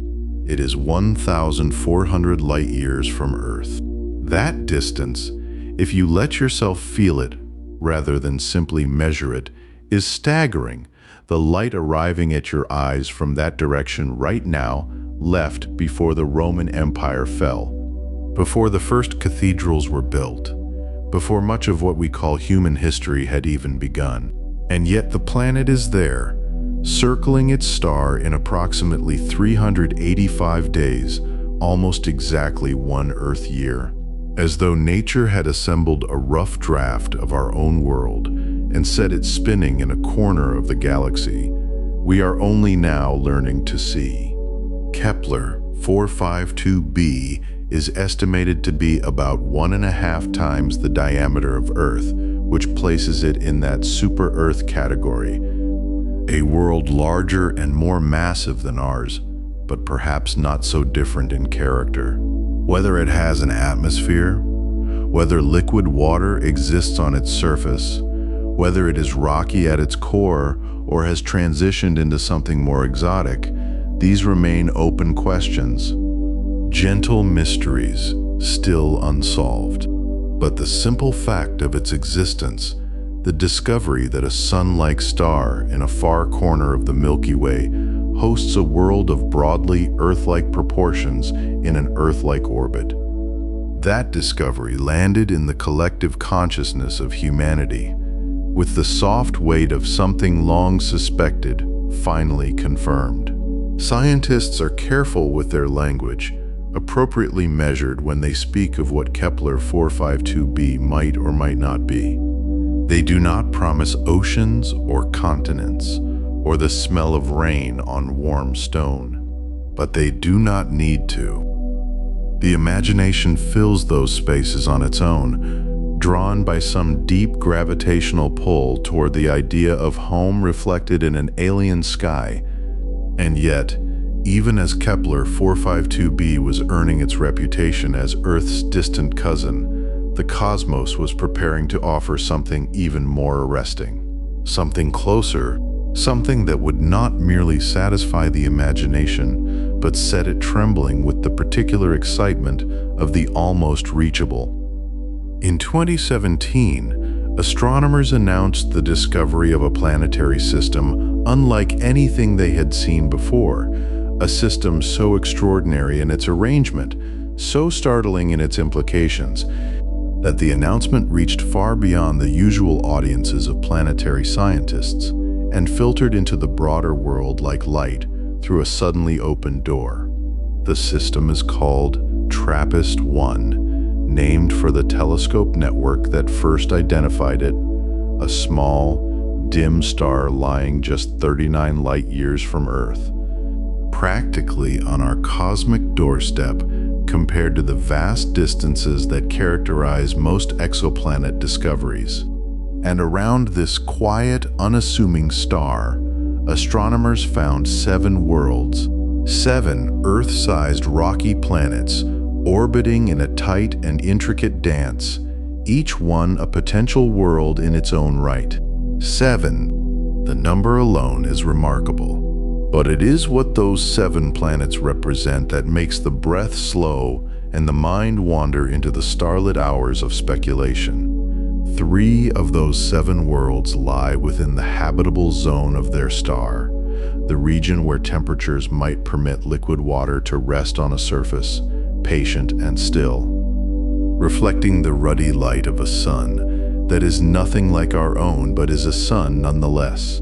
The star at the center of this system is what astronomers call a red dwarf, a type of star far smaller, far cooler, and far dimmer than our own sun. If our sun were a large campfire, TRAPPIST-1 would be a candle. It glows not with the yellow-white warmth we know from Earth's days, but with a deep, dim crimson, a color so different from our own star's light that the sky above any of these 7 worlds would be something entirely unlike the blue canopy we take for granted. Scientists believe the sky on a world like TRAPPIST-1e, one of the 3 habitables, would be lit in shades of reddish-orange, a perpetual twilight hue, warm-toned and strange. The kind of sky you might find in the last minutes before sunset on Earth, except that it never quite changes, never quite resolves into either full dark or full brightness in the way we expect a sky to behave. Time itself would feel different on these worlds. The planets orbit their star in tight, swift paths because TRAPPIST-1 is so small and exerts its gravitational influence over such a compressed region. A day on TRAPPIST-1e, that is, the time it takes the planet to complete a full orbit, which, because these planets are likely tidally locked, also corresponds to the length of its year, is approximately 6.1 Earth days. Not 6 months. Not 6 weeks. 6 days. The planet circles its star in less time than it takes many of us to move through a full working week. And because it is likely tidally locked, one face of the planet always faces the star, bathed in that dim red glow, while the other faces the permanent dark of space. It is an alien rhythm, a pulse so different from the one that has shaped every living thing on Earth, every behavior, every circadian whisper that moves through our bodies in response to the turning of our world beneath a yellow sun. And yet the physics of habitability do not require our particular rhythm. They require only the right chemistry, the right temperatures, the right conditions for molecules to meet and combine, and perhaps for something extraordinary to emerge from that meeting. What would it mean to stand on such a world? To feel ground beneath your feet that formed from the same slow accretion of planetesimals that built the Earth, the same patient gravity pulling smaller bodies into larger ones over millions of years, the same fundamental physics operating in that reddish alien light.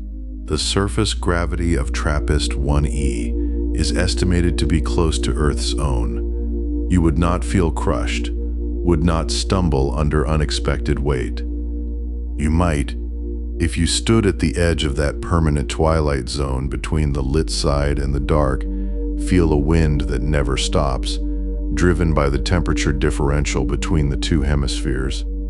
A steady breath of the planet itself moving across your skin, and above you in that reddish-orange sky, something remarkable. Because the TRAPPIST-1 planets orbit so close together, so tightly packed around their small star, the neighboring worlds would not be distant specks of light barely distinguishable from stars. They would be visible as disks, as worlds. You could look up from the surface of TRAPPIST-1e and see TRAPPIST-1d or TRAPPIST-1f as globes hanging in the sky, not moons, but peer planets, sister worlds. Each one its own story of formation and history and possibility.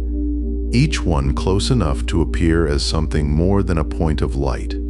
There is no other system we know of where this would be true. Nowhere else in our current catalog of discovered worlds where, standing on one planet's surface, you could look up and see the neighboring worlds with such clarity. It is an arrangement so strange and so beautiful that it seems almost designed for wonder, almost built for the kind of quiet, sleepy contemplation that comes at the end of a long day when the mind relaxes its grip on the ordinary and begins to drift toward the possible. The TRAPPIST-1 system has become, in the years since its discovery, one of the most studied configurations in all of exoplanet science. Telescopes, including the magnificent James Webb Space Telescope launched in 2021, have been turned toward those 7 small worlds in the hope of reading their atmospheres, if they have them, of detecting the chemical signatures that might hint at conditions hospitable to life. The work is slow and careful and humbling, as all the best science tends to be. We do not yet know what those worlds truly are. We carry models and probabilities and careful, considered hypotheses. We carry hope, measured and qualified, of the kind that scientists allow themselves when the evidence permits it. But even in uncertainty, these worlds have given us something irreplaceable. They have given us a place to direct our wondering, a specific set of coordinates in the night sky, a real and measurable system of rocky planets orbiting at real and measurable distances, close enough in the grand arithmetic of the cosmos to feel almost like neighbors. 39 light years in a galaxy 100,000 light years across. That is the distance of a whisper across a large room. And of all the rocky worlds we have found drifting in those habitable distances, none have captured the human imagination quite like the 7 small planets of TRAPPIST-1. Circling their dim red star in a slow celestial dance so close in cosmic terms that we can almost imagine standing on one of their shores and looking up to see the others hanging in the sky like lanterns hung by some careful hand across the dark. Those worlds are close enough to one another that the sky of each would be a kind of neighborhood, a gathering of siblings visible not as points of faint light, but as actual disks, actual places. With surfaces and shadows and weather, you might one day learn to read.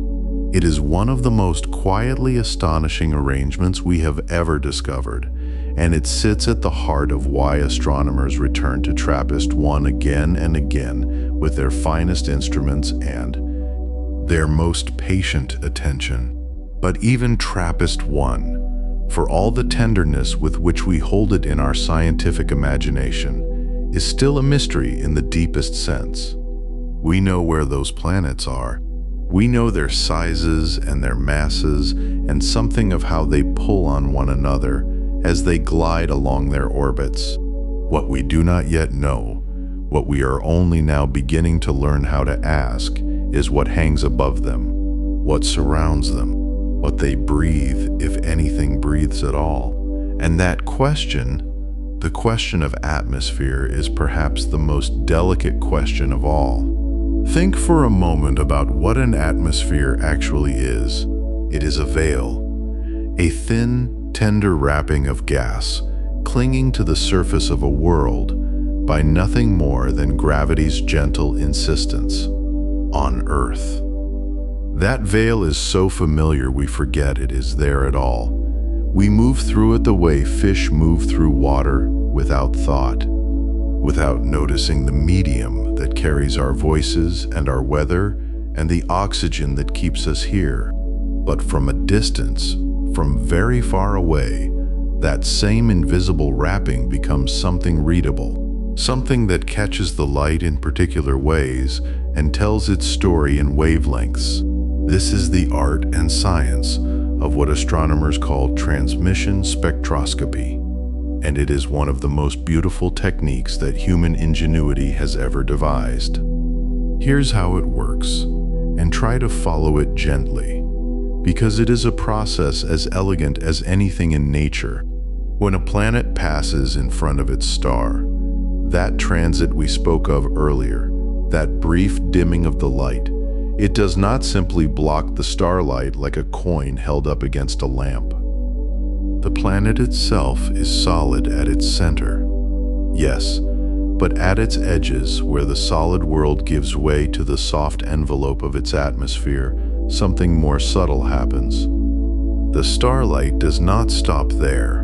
Instead, it passes through. It filters in through the outermost layers of the planet's air, and as it does, the molecules floating in that air reach out and absorb certain wavelengths of that light. Not all wavelengths, specific ones, particular frequencies that correspond with extraordinary precision to the vibrational signatures of individual molecules. Water absorbs certain wavelengths. Carbon dioxide absorbs others. Oxygen, methane, ozone. Each one leaves its own quiet mark, its own little notch in the spectrum of light that emerges on the other side. So when astronomers collect that light and pass it through a spectrograph, an instrument that spreads light into its component colors the way a prism does, but with far greater resolution and sensitivity. They can look at the spectrum and see the absences, the missing wavelengths, the places where certain molecules reached out from a distant atmosphere and took a little of the light for themselves. And from those absences, those tiny gaps in the rainbow, they can deduce what that atmosphere is made of. They can read the air of a world they will never visit from a distance of light years by studying the shadow that air leaves in a beam of passing starlight. It is, if you let yourself feel it, an almost impossibly refined kind of listening, like pressing your ear to a wall and hearing, through all that stone, the faint chemical whisper of another world's sky. And now we come to a word that carries enormous weight in this field, a word that scientists use carefully and with great deliberation: biosignatures. A biosignature is a molecule or a combination of molecules whose presence in a planetary atmosphere would suggest, not prove, but suggest that something alive has been at work. Because life, wherever we find it on Earth, is a chemist. It takes in certain molecules and releases others. It transforms its environment. It leaves traces. And some of those traces, written into the composition of a planet's air, would be strange enough, improbable enough, that their presence alone would raise a gentle, urgent question. The most compelling biosignatures are not any single molecule in isolation, but rather particular combinations that should not exist together in chemical equilibrium. Oxygen is one such molecule. On its own, oxygen in a planetary atmosphere is not necessarily a sign of life. There are geological and photochemical processes that can produce it in limited quantities. But oxygen paired with methane is something altogether different. These two molecules are chemically incompatible. They react with one another and destroy each other. Left to their own devices in a closed system, they would not coexist for long. If you find them present simultaneously in significant quantities in the same atmosphere, the only explanation that makes clean scientific sense is that something is constantly replenishing them. Something is producing oxygen faster than the methane can consume it, and producing methane faster than the oxygen can burn it away. On Earth, that something is life. Photosynthetic organisms flood our atmosphere with oxygen, while microbial life and wetlands and living systems of extraordinary diversity emit methane in return. The two coexist because biology will not let them reach equilibrium. Add to this the presence of water vapor, which is essential to life as we know it, and which also appears as a clear spectroscopic signature, and the presence of ozone, which is itself a product of oxygen and which shields a surface from harmful ultraviolet radiation. And you begin to build a picture of an atmosphere that does not look like chemistry alone. You begin to build a picture of a world that is in some sense alive. Here's a thought that might soften the edges of sleep, if you let it settle in gently. Our own Earth, seen from far away, from some planet orbiting a distant star, would itself appear as a biosignature. An alien astronomer pointing their instruments at the pale blue dot we call home would detect oxygen and methane together in our skies, would see water vapor and ozone, and would face the same profound improbability we face when we look out at the universe. They would know, or at least suspect, that something here was replenishing those impossible gases, that the chemistry of our air was not an accident of geology, but a conversation, an ongoing, ancient, unbroken conversation between the living world and its atmosphere. We would be, to their eyes, a world worth pausing over, a world that whispered back, "This is the threshold we now stand at," and it is one of the most quietly momentous thresholds in the history of human science, Because for the first time, we have an instrument powerful enough to actually attempt this, listening at exoplanetary distances. Its name is the James Webb Space Telescope, and it is in the most literal sense a miracle of accumulated human patience and precision. Launched in 2021 after decades of planning and building and worrying and refining, it unfurled itself in the cold darkness beyond the moon like a great golden flower. A segmented mirror 18 feet across, coated in gold because gold reflects infrared light with exceptional fidelity, and it began to see the universe in wavelengths our eyes cannot perceive. Webb was designed with many purposes, and we will return to some of them later in our journey tonight. But one of its most profound capabilities, one that its architects dreamed of, and its scientists have now begun to demonstrate, is the ability to perform transmission spectroscopy on the atmospheres of exoplanets, not just the gas giants, the hot and puffy worlds that are relatively easy to study because their atmospheres are so thick and extended. Webb is sensitive enough, patient enough, finely tuned enough to begin characterizing the atmospheric chemistry of smaller, more distant worlds, worlds that matter to the question of life. In 2023, Webb delivered its first great proof of this capability, and it came in the form of a planet called WASP-39b. Now, WASP-39b is not a candidate for life. It is a hot, bloated gas giant orbiting very close to its star, a world of scorching temperatures and alien chemistry. But it was a perfect test subject for the new telescope's atmospheric powers, and what Webb found there was astonishing in its clarity and detail. In the atmosphere of WASP-39b, scientists detected carbon dioxide, the clearest, most direct detection of that molecule in any exoplanet atmosphere to that point. And more remarkably, they detected sulfur dioxide, a molecule whose presence in that particular atmosphere was itself a sign of active photochemical processes, of starlight driving chemical reactions high in the planet's clouds. It was a detection that would not have been possible with any previous telescope.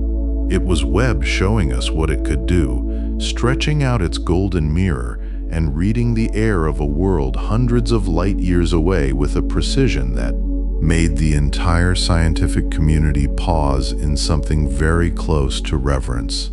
This was not the discovery of life. Let that be clear, and let it rest easy on your thoughts as you drift. WASP-39b is no harbor for biology, but the detection was something almost as important in its way. It was a demonstration, a proof of concept written in the language of molecules and light. It told us that the method works, that the instrument works, that when we turn this telescope toward the right worlds, toward the rocky planets in habitable zones, toward the TRAPPIST-1 system with its 7 patient companions, toward any of the promising candidates that orbit nearby stars at the right distances, we will be able to read what is written in their skies. We will be able to look for the biosignatures. We will be able to ask the question in earnest.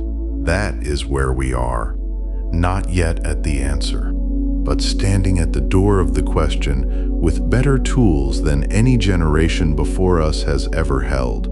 And there is something deeply moving about that position. If you sit with it quietly, every astronomer who peers at a transmission spectrum, every scientist who runs the data through the models and checks for the fingerprints of oxygen and methane and water vapor, each one is performing an act of extraordinary reach, reaching across light years with a beam of borrowed starlight, trying to hear whether some distant sky has something to say. The universe is very large and very quiet, and it does not give up its secrets easily. But light, it turns out, is a kind of language, Starlight passing through an atmosphere carries with it the marks of every molecule it has touched, every gas it has filtered through, every breath of chemistry that lay along its path. And we have built instruments, at last, that are fluent enough to read that language, that can take a single beam of ancient light that has crossed the void for years or decades and ask of it, gently but precisely, what did you pass through on your way to us? What did the air of that far world taste of? What was written in the sky above those unknown shores? The answers, when they come, will come slowly. They will come in spectra that scientists will argue over and refine and reinterpret with great care. Because the universe is not in the habit of confirming our hopes without asking us to be rigorous in return. But they will come. They are already beginning to come. Line by faint spectroscopic line, wavelength by absorbed wavelength, one patient transit at a time. There is a particular kind of wonder that comes not from the grand and obvious revelation, but from the delicate and precise detection, from listening very carefully in a very quiet room and hearing, beneath all the noise, a faint and unmistakable signal. That is the wonder of atmospheric spectroscopy.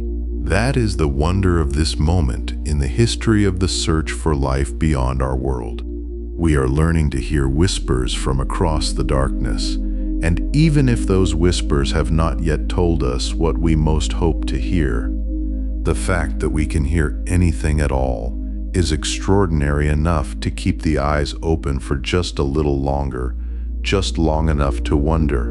And it is a breathtaking thought that light, the same light that has traveled for years or decades across the emptiness of space, carries within it the chemical fingerprints of distant skies, and that by catching that light and bending it through our instruments, we might one day read in its spectrum the unmistakable signature of something breathing, something growing, something alive on a world that has never. And it is a breathtaking thought that light, the same light that has traveled for years or decades across the emptiness of space, carries within it the chemical fingerprints of distant skies, and that by catching that light and bending it through our instruments, we might one day read in its spectrum the unmistakable signature of something breathing, something growing, something alive on a world that has never seen a human face, never known a human name, and yet has been quietly going about the ancient business of existing all this time, waiting without knowing it was waiting, shining without knowing it was being watched. And it is precisely for moments like those moments that have not yet arrived but feel somehow inevitable that humanity built the most extraordinary eye it has ever turned toward the sky. Let us rest here for a while in the story of that eye. Let us move through it slowly, the way you might walk through a great cathedral at dusk, when the light is low and every surface seems to hold a quiet kind of reverence. Because what was built and launched and unfolded in the cold silence of space is something that deserves to be approached with patience, with wonder, with the kind of unhurried attention we rarely give to anything anymore. The James Webb Space Telescope. Even the name has a certain weight to it, a certain gravity, as if the syllables themselves understand what they are being asked to carry. The mirror at its heart is 6.5 meters across, a span so wide that if you were to stand at one edge and stretch your arms toward the other, you would not even come close. It is made of 18 individual segments, each one a perfect hexagon, each one coated in a gossamer layer of gold so thin it would be invisible to the naked eye, and yet so precisely applied that it transforms each segment into one of the finest light-catching surfaces ever created by human hands. Gold, that ancient symbol of preciousness and permanence, chosen here not for its beauty, but for its physics, because gold reflects infrared light with a faithfulness that almost no other material can match, and it is infrared light, the warm, invisible breath of distant worlds that Webb was built to hear. Beneath that gold lies beryllium, a metal both rare and extraordinary, chosen because it is stiff and strong and light, and because even when cooled to temperatures that would make most materials crack and warp and fail, beryllium holds its shape with a patience that borders on the miraculous. Those 18 segments, each one polished to a smoothness measured in nanometers, must work together as a single unified mirror, must align themselves with a precision so fine that the difference between perfect clarity and blurring chaos is smaller than a single wavelength of light. And they do. They hold, they listen together. But a mirror alone is not enough. To hear the faint infrared signals that drift across billions of light years of space, to detect the warmth of a star's heat washing over a small rocky world and carrying within it the chemical diary of that world's atmosphere, Webb's instruments must be kept cold, not merely cool, not chilled in the way a winter morning is chilled, or even the way a mountaintop observatory might keep its delicate sensors from overheating. Webb must be kept cold in a way that has almost no earthly parallel. Its detectors must be cooled to 233 degrees below 0 Celsius, a temperature so profound, so absolute in its stillness, that it sits just 40 degrees above the theoretical floor of coldness itself, the point called absolute zero, where all molecular motion ceases and the universe holds its breath. Think about that for a moment. 40 degrees above the end of all warmth. The instruments nestled within Webb exist in a cold so deep and so pure that it is almost more like a concept than a temperature. A silence so complete that even the faintest whisper of infrared light, the warmth radiating from a planet circling a star 1,000 light years away, can be heard above the stillness without confusion, without interference, without the background noise of the instrument's own warmth muddying the signal. This is why Webb must be cold. This is why cold is not merely a technical requirement, but something closer to a sacred condition. Without that cold, the universe would be drowned out by the telescope itself. With it, the cosmos can speak, and Webb can listen. To stay this cold, Webb does not orbit Earth the way the Hubble Space Telescope does, looping around in the low warmth of our planet's nearness. Instead, Webb travels to a place called the second Lagrange point, a location in space where the gravitational pulls of the Earth and the Sun balance in just such a way that an object placed there can hover in a kind of celestial equilibrium, moving in a slow, stately orbit that keeps it always at the same distance from our world. That distance is approximately 1.5 million kilometers, so far that if you were to drive there in a car at highway speed without stopping, the journey would take over 170 years. At this distance, Webb tucks itself behind the shield of Earth's shadow, keeping the warmth of the sun at bay with a vast sun shield, a structure the size of a tennis court. Folded from layers of a material called captain, each layer separated from the next by a gap of cool vacuum, the whole assembly working together like a parasol held between Webb and everything warm. Letting the telescope cool and cool and cool until it reaches that profound instrument-necessary cold. And here's where the story becomes something almost too extraordinary to hold. the kind of thing you might hesitate to tell because it sounds more like a dream than an engineering report. Webb was not launched whole. It could not be. It was too large, too complex, too magnificently sprawling to fit inside any rocket fairing ever built. Instead, it was folded like origami, like a letter being tucked into an envelope, like a sleeping bird with its wings pressed close. All of its great golden mirror and its vast sun shield collapsed down into a shape that could fit inside the nose cone of the Ariane 5 rocket that carried it into space on the 25th of December, 2021, rising above the coast of French Guiana in a column of fire and light while the world held its breath.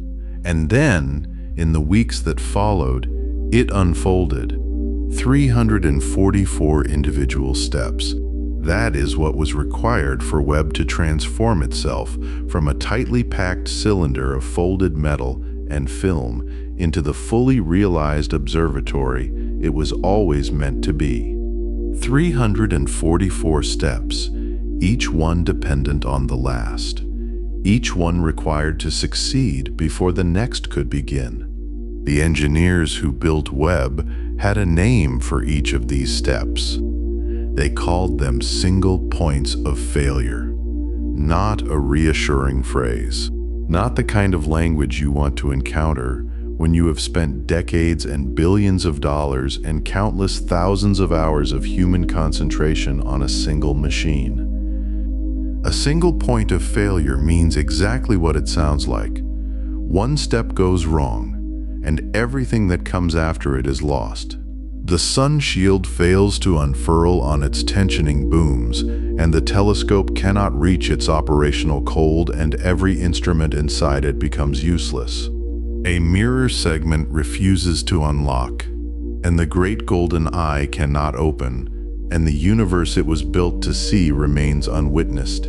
A hinge sticks, a latch fails, a motor draws too much current or too little, and the most sophisticated scientific instrument in human history becomes a very expensive piece of origami drifting in the dark. 344 times, it did not fail. Slowly, over the course of weeks, the sun shield unfolded, layer by layer, the membranes separating and tensioning until the great silver parasol was spread against the dark.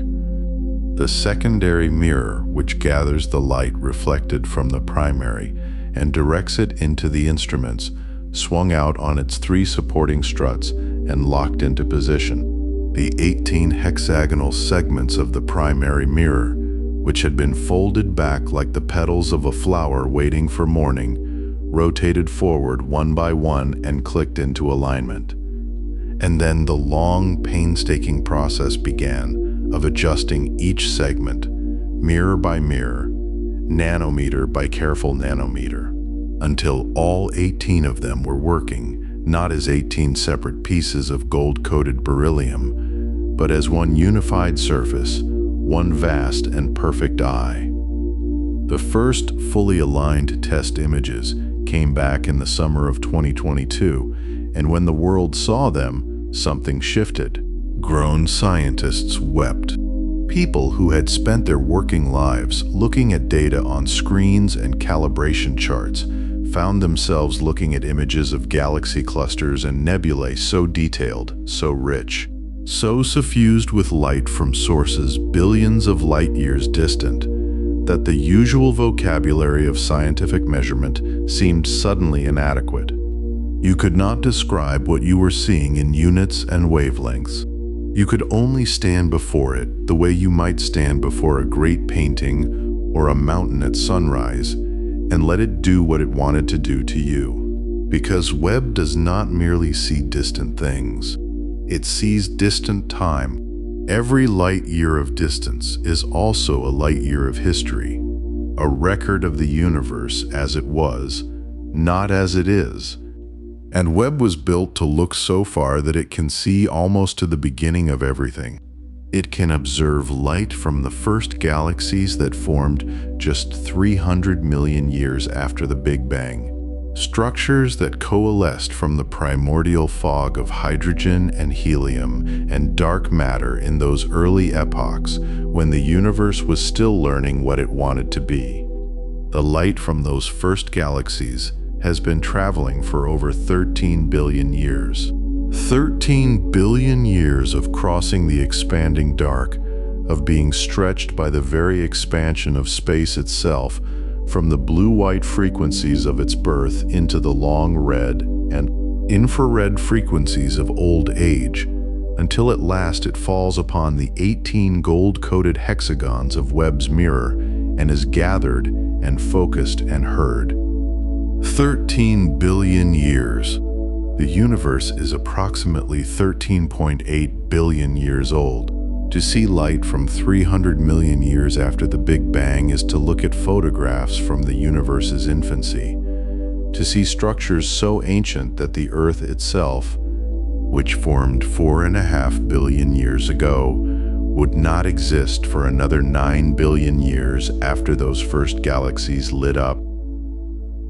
Webb does not merely look into space. It reaches back through the deepest corridors of time and finds things that no eye, human or otherwise, has ever seen before.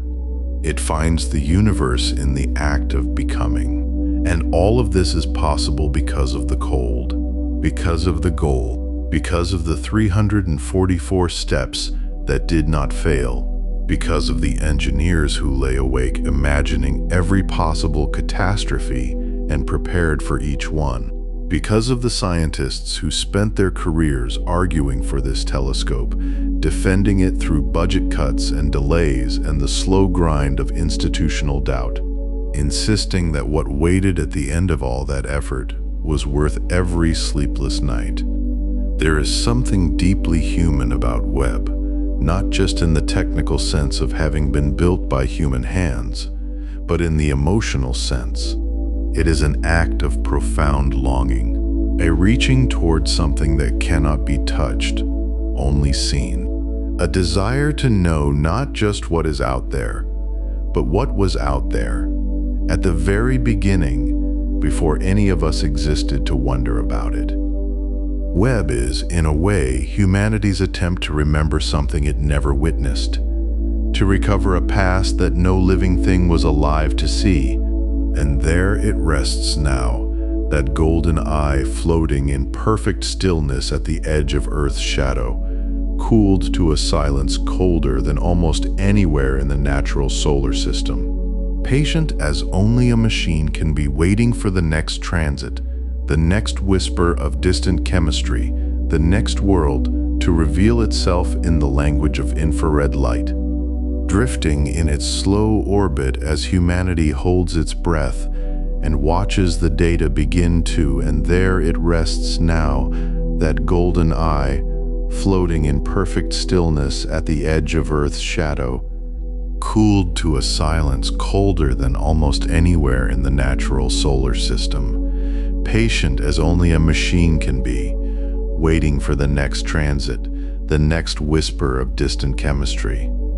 The next world to reveal itself in the language of infrared light, drifting in its slow orbit as humanity holds its breath and watches the data begin to flow back across the darkness, across the distances that stretch between us and everything we have ever wondered about. Distances so vast and so serene that simply thinking about them, really sitting with them, has a way of loosening something tight inside the chest, the way a long exhale does, or the way the body feels when it finally lies down after a very long day. Because there is something about the scale of space that is not frightening. Not really, when you let yourself lean into it slowly and gently. The way you might lower yourself into warm water on a cold evening. It is not the terror of vastness that waits out there. It is something quieter than that. Something more like the feeling of floating on your back in a calm ocean at night, with the stars directly above you and the water holding you up without effort and the world very far away. And nothing asked of you, and nothing needing to be done.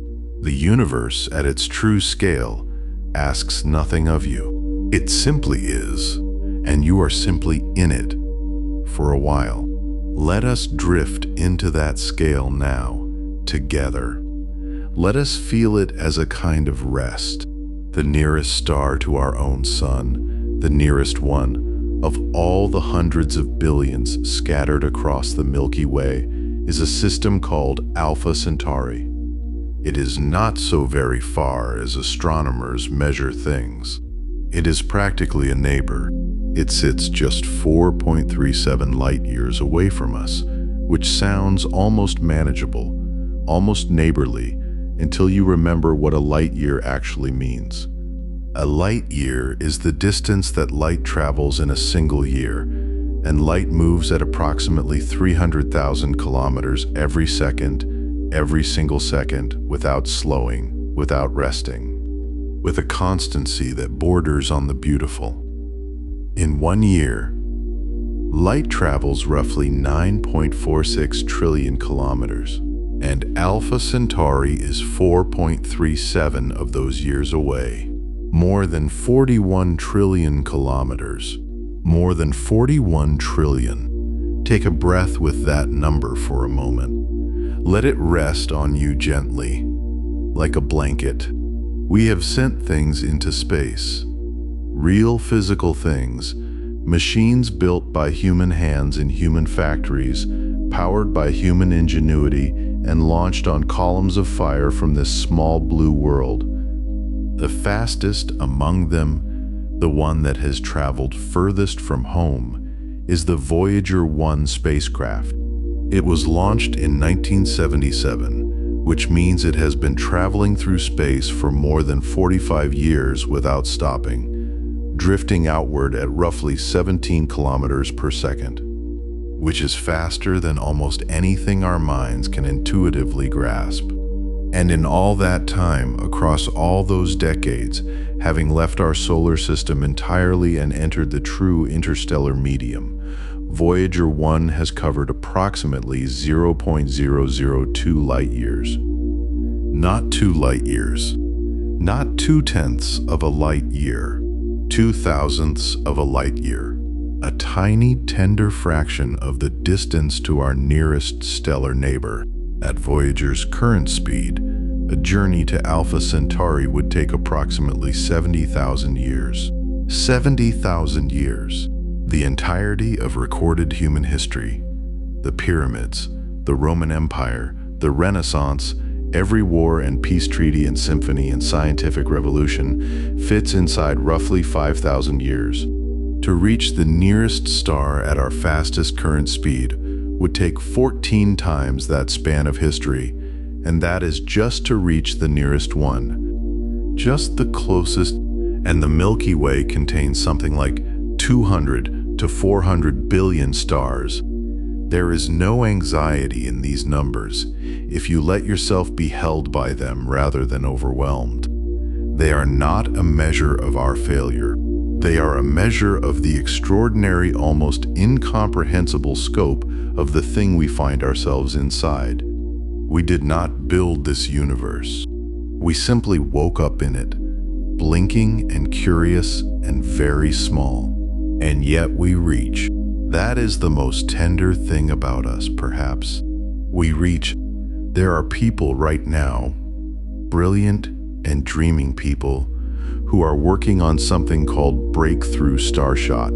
It is an initiative that takes seriously the idea of sending something physical, something we have made, to another star within a human lifetime. The concept is remarkable in its elegance. Instead of large, heavy spacecraft requiring enormous fuel, the proposal involves tiny probes, smaller than a postage stamp, little more than a chip of electronics attached to a sail not of cloth, but of incredibly thin reflective material, designed to catch not the wind but light itself. Powerful lasers, fired from the ground or from space, would push these light sail spacecraft from behind, accelerating them to roughly 20% of the speed of light. At that speed, the journey to Alpha Centauri would take not 70,000 years, but approximately 20 years, within the span of a single human career, within the working life of the scientists who might one day send them. 20 years of travel through interstellar space, and then a brief flyby, cameras snapping, instruments humming, signals racing back across 4.37 light years at the speed of light to reach us more than 4 years after they were sent. It is not a dream sealed away in science fiction. It is a serious scientific proposal with serious funding and serious people behind it. And whether or not it comes to pass in exactly that form, the spirit of it is real. The reaching is real. But what would those tiny sails encounter on their long, slow fall through the dark? Because interstellar space, that vast corridor between the stars, is not empty. This is one of the things that surprises people, and it is a lovely surprise, soft and textured rather than stark. The void is not truly void. Between the stars, scattered so thinly that you would travel vast distances before encountering any single particle, there float sparse hydrogen atoms, the simplest atoms in the universe, each one a single proton orbited by a single electron, ancient and patient.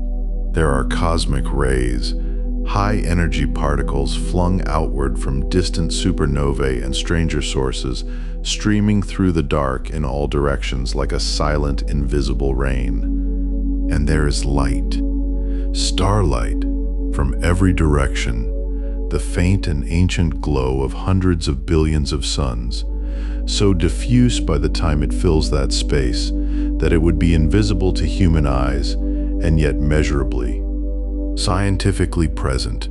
The darkness between the stars is not nothing. It is a very quiet something. A light sail traveling through that space would feel a gentle pressure from all that starlight.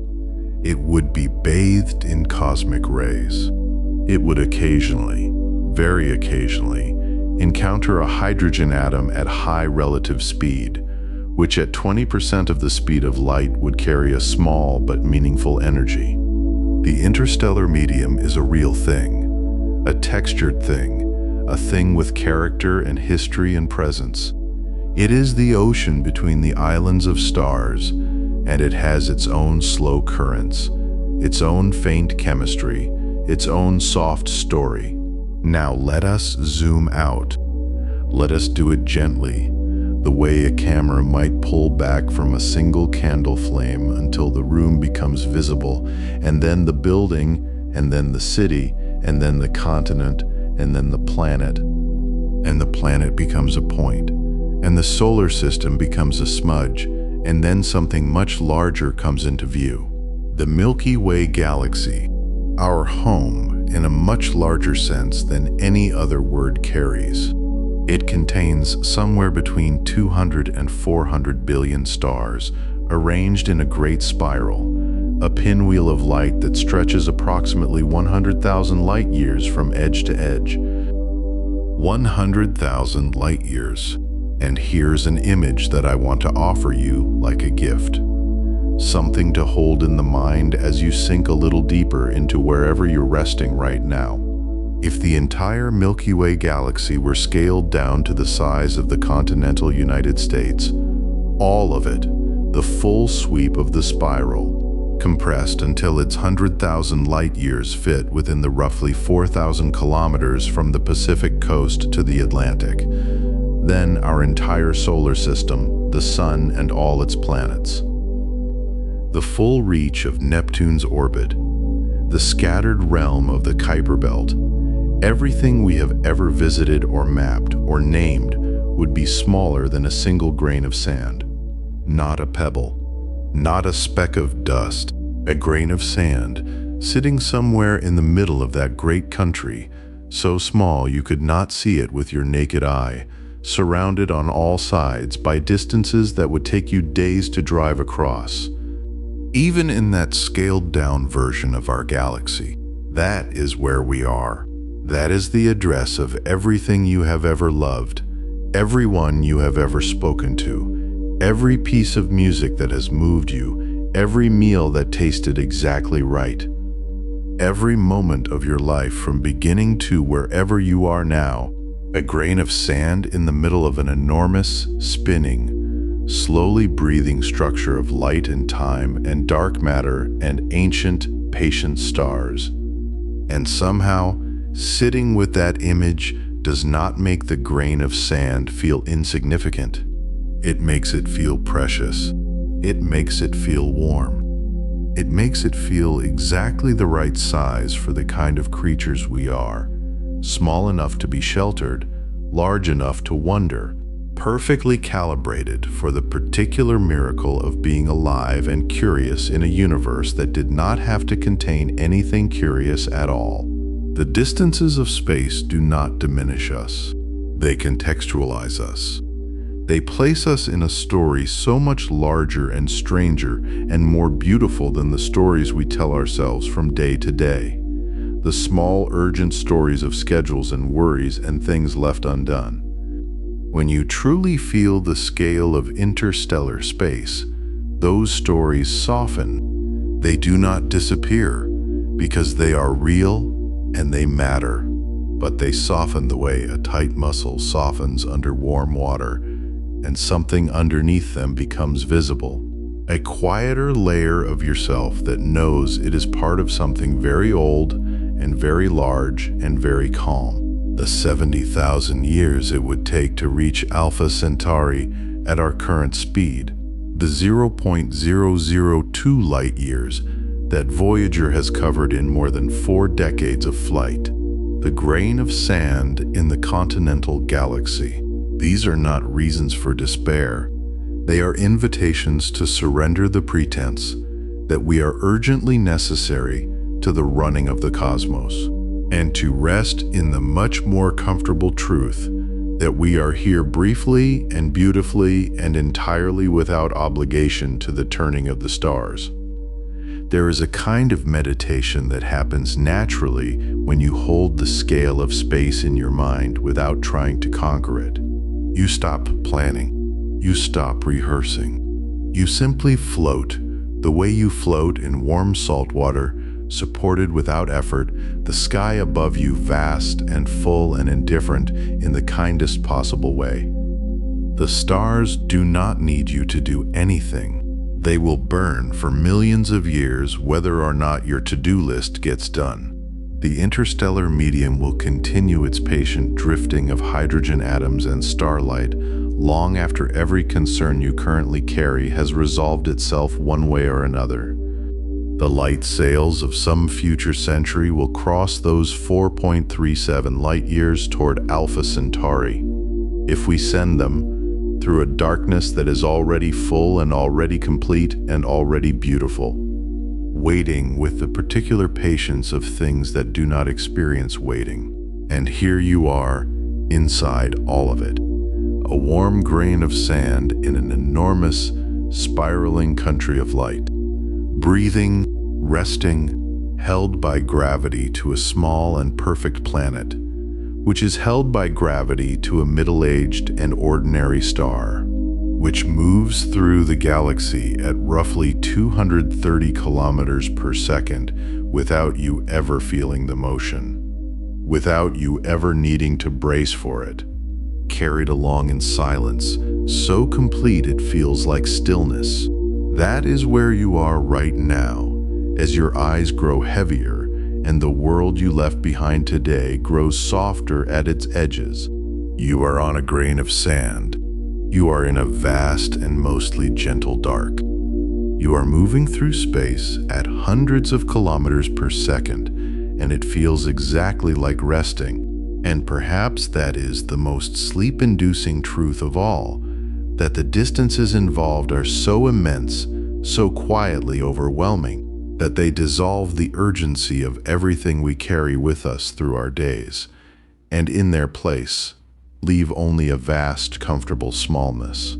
The feeling of being a tiny, warm thing in an incomprehensibly large and mostly gentle universe, drifting the way a leaf drifts on still water toward and perhaps that is the most sleep-inducing truth of all, that the distances involved are so immense, so quietly overwhelming, that they dissolve the urgency of everything we carry with us through our days, and in their place, leave only a vast, comfortable smallness. The feeling of being a tiny, warm thing in an incomprehensibly large and mostly gentle universe, drifting the way a leaf drifts on still water toward some other shore, some other world. Some place where the sky is a different color and the light falls at a different angle, and creatures we have never imagined go about the quiet business of being alive. Let yourself drift there now. Let your mind go soft and loose and open, the way it does in those last few moments before sleep takes you fully, when the edges of things begin to blur and the impossible starts to feel not only possible, but probable, even inevitable, because somewhere out there, and the mathematics of the universe suggest this with a kind of calm insistence, there may be another world something like ours. Not identical, not a mirror, but habitable, warm enough, wet enough, old enough for life to have found its footing and begun its long, patient experiment. Imagine it with me. Close your eyes if you haven't already. Let the darkness behind your eyelids become the darkness of space, and in that darkness, let a star appear, not a star like our sun, smaller, cooler, dimmer, a red dwarf star burning with a quiet, persistent ember glow, the color of a coal in a dying fire, the color of the last light on the horizon before night takes everything. These are the most common stars in the galaxy, small and ancient and extraordinarily long-lived, burning so slowly that they will still be shining long after every star, like our own sun, has faded into cold silence. And orbiting one of these patient, glowing stars, imagine a world. It is not so far from its star because its star is dim. And to be warm enough for liquid water, a planet must huddle close to a red dwarf the way you might huddle close to a small candle rather than a roaring bonfire. And because it is so close, something strange has happened to it over billions of years. Gravity has reached across the space between the star and the world and taken hold, the way a hand takes hold of something spinning and gradually, gently slows it. The planet has become tidally locked, one face turned always toward the star, always and forever bathed in that dim red light, the other face turned away into the permanent dark of space.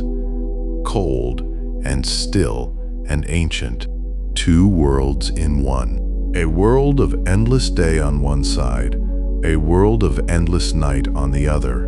But between them, and here is where the dreaming deepens, between the hemisphere of fire and the hemisphere of frost, there is a ring, a border country, a twilight zone that stretches all the way around the planet like a crown, where the star hangs forever low on the horizon, forever setting but never setting, forever rising but never rising, casting long amber shadows across a landscape that exists in a kind of permanent golden hour. The light is always the color of late afternoon. The sky might hold colors we have no words for, gradients from deep orange and violet at the edge of day to absolute star-filled black at the edge of night. The stars on that side always visible because the sky there is never fully bright. A world where you could stand and see both the warm glow of the star and the cold brilliance of distant suns at the same time. A world that lives in perpetual in-between. And in that twilight ring, if the atmosphere cooperates, if the chemistry has been kind, there might be life. There might be something like forests, though we should be careful with that word. Careful not to assume that life on another world would wear any of the familiar shapes. The light from a red dwarf is not the light our plants evolved to drink. Our green leaves, those elegant solar panels, are tuned to absorb red and blue light and reflect the green back to our eyes, which is why forests look green to us, why meadows and jungles and moss-covered stones all share that cool living color. But the light of a red dwarf is richer in infrared, in wavelengths longer than our eyes can see. Wavelengths that carry warmth rather than the bright visible glow we associate with sunlight.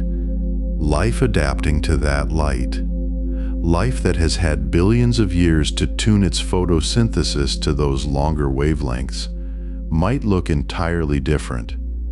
It might not be green at all. It might be dark. Deep burgundy, perhaps, or a purple so dark it approaches black. Pigments evolved to capture every scrap of the dim, infrared-rich light the star provides, to waste nothing. To drink in as much of that faint warmth as possible. Imagine those forests. Imagine walking through them, though, of course, you never could, except in this soft, suspended space between waking and sleep. Dark-leafed trees with canopies like shadows, fronds and branches absorbing the dim red light, the whole forest appearing almost monochrome in that perpetual amber twilight, until the star catches something at an angle, and a sudden deep violet sheen moves across the leaves like a wave, like water. And the creatures that live among those dark leaves, if there are creatures, would themselves be shaped by the particular gravity and atmosphere and light of that world. Gravity is such a quiet sculptor. We rarely think about how much our own bodies are the product of Earth's particular gravitational pull, how our bones and muscles and the way we hold ourselves upright are all responses to a very specific tug. One particular number out of all the possible numbers a planet's gravity might take, on a world slightly larger than ours. With stronger gravity, the arithmetic of anatomy would favor different answers. Evolution would keep finding its way toward organisms that stay low, that are wide and dense and well braced against the constant downward pressure.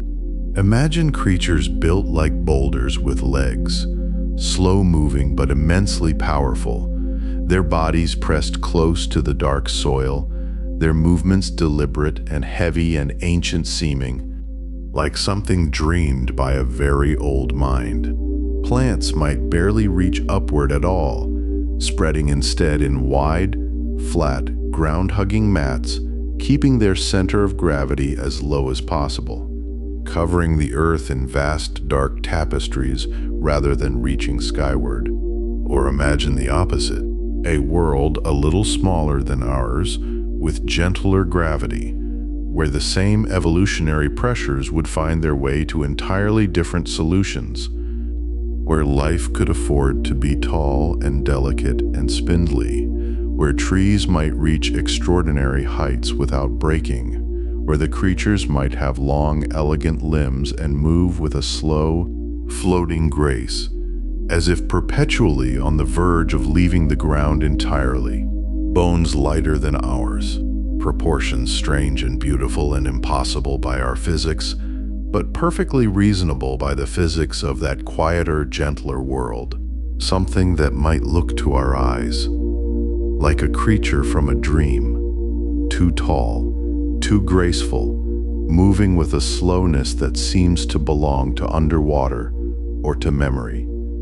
And then there are the worlds we might overlook, the worlds that don't announce themselves with continents and mountain ranges and obvious welcoming land. Some worlds, we think, might be ocean all the way down, water worlds draped entirely in deep blue-black sea, with no shore, no beach, no dry rock ever breaking the surface. These worlds have captured the imagination of scientists and dreamers alike, and for good reason. An ocean world seems at first inhospitable to complex life. Too uniform, too featureless, lacking the tidal pools and shorelines where life on Earth may have first taken its hesitant steps from water onto land. But the ocean is not featureless.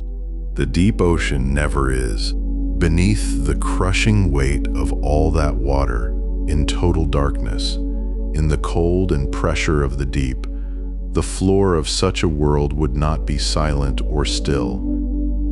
Hydrothermal vents, cracks in the planet's crust where internal heat finds its way upward, would breathe warmth and minerals and chemical energy into the water above them. On Earth, communities of extraordinary richness cluster around these vents, tube worms and blind shrimp and pale crabs and bacteria that have never needed sunlight, that run their entire metabolism on chemistry rather than light, that have been doing so for hundreds of millions of years without ever knowing the sun existed. Life powered not by a star but by the planet itself, by the slow cooling of rock, by the heat of radioactive decay, by the ancient energy locked in the planet's interior. In an ocean world, this might be the only life there is, and it might be enough. It might have had billions of years to grow complex in the dark, to feel its way towards something extraordinary by pathways we cannot predict. Strange, soft things in absolute darkness, creatures of pressure and chemical gradient, and slow, cold intelligence, if intelligence is even the right word. If our words have any purchase at all on the lived experience of a being that has never known light or air or the feel of wind.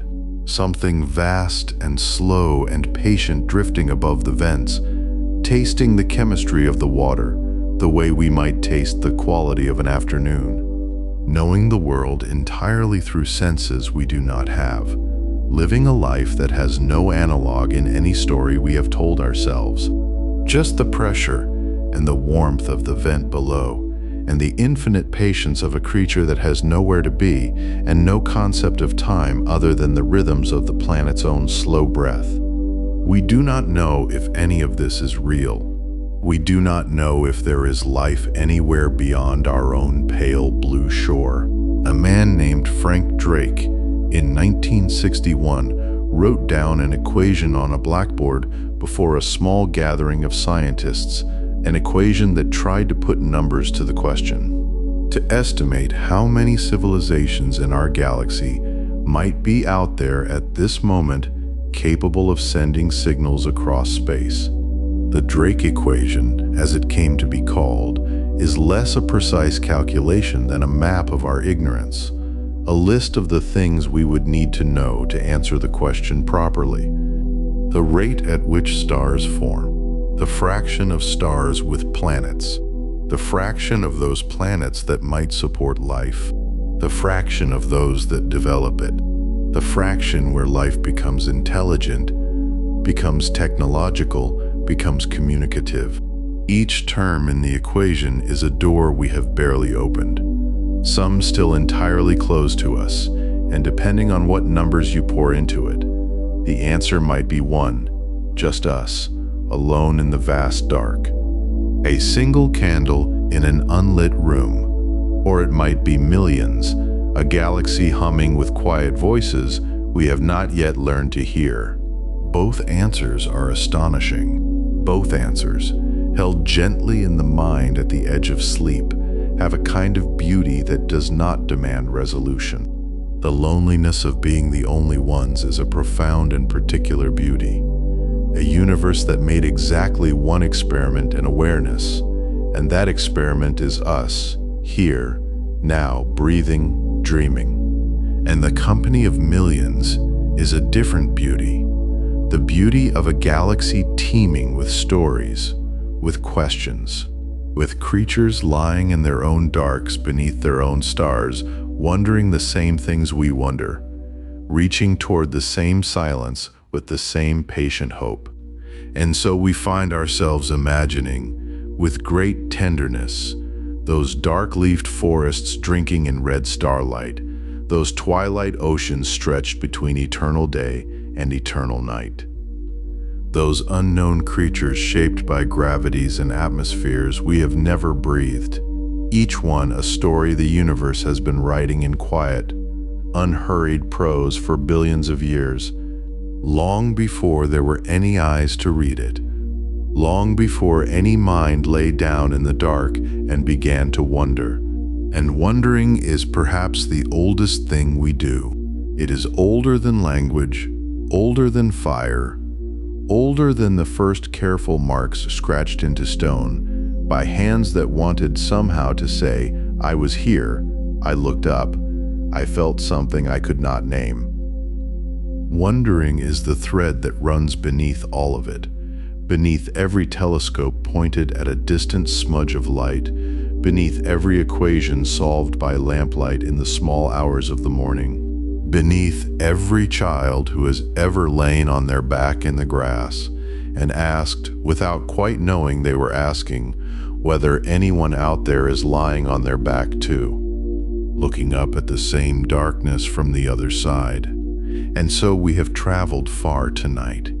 We have drifted through gas clouds where stars are being born in slow explosions of light and gravity. We have circled worlds of iron rain and glass wind, worlds so hot the very rock evaporates into sky, worlds so cold the methane falls as snow onto plains that have never known a footstep. We have visited the edge of what our instruments can see and the edge of what our imagination can hold. We have let ourselves be small, and we have let that smallness be a comfort rather than a wound. But now, gently, like a tide that knows its way home, without being told, we are turning back. There is a photograph. You may have seen it or heard of it, though perhaps you have never let it settle into you the way it deserves. In 1990, as the Voyager 1 spacecraft was hurtling toward the boundary of our solar system, already 6 billion kilometers from home, the astronomer Carl Sagan asked the mission team to do something that seemed, to some, almost sentimental. He asked them to turn the camera around, to point it back at where we had come from. And the photograph that came back, a mosaic of scattered light and cosmic dust, and the vast indifferent dark, contained in one pale band of scattered sunlight, a dot, a fraction of a single pixel, barely visible, almost nothing. That was Earth. That was every mountain ever climbed, every ocean ever crossed, every song ever sung into the night air by someone who needed the singing more than the audience. Every library, every garden, every hand ever held in a moment of grief or joy or simple quiet companionship, every war and every peace treaty, every child's first word and every elder's last breath, every love story that ever unfolded slowly, like a flower that takes its time, all of it there, in a fraction of a pixel, afloat in a darkness so complete, it makes the mind go still just trying to hold it. Carl Sagan wrote about this photograph with the kind of tenderness that scientists are not always given credit for feeling. He wrote that our planet is a lonely speck in the great enveloping cosmic dark, that there is no hint in all that vastness that help will come from somewhere else to save us from ourselves, that the Earth is the only world known to harbor life, and that there is nowhere else, at least in the near future, to which our species could migrate. He was not trying to frighten. He was trying to wake something up, some small, persistent sense of responsibility, some gratitude that does not need a reason beyond the simple fact of being here in this extraordinary, improbable moment of aliveness on this extraordinary, improbable world, and the extraordinary improbability of it. That is what the search for other worlds has given back to us, perhaps more than anything else.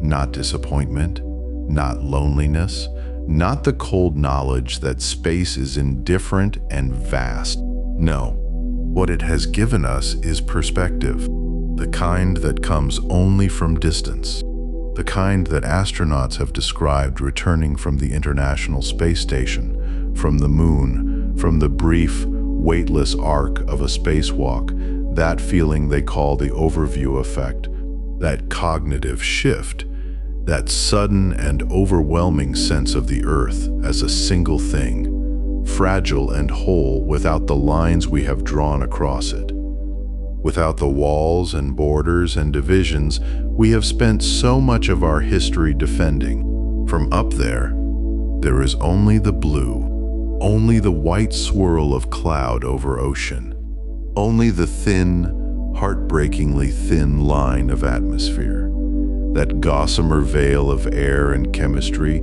just thick enough, just perfectly tuned, just barely holding everything in, shining against the black like a candle in a cathedral. Astronauts come back changed.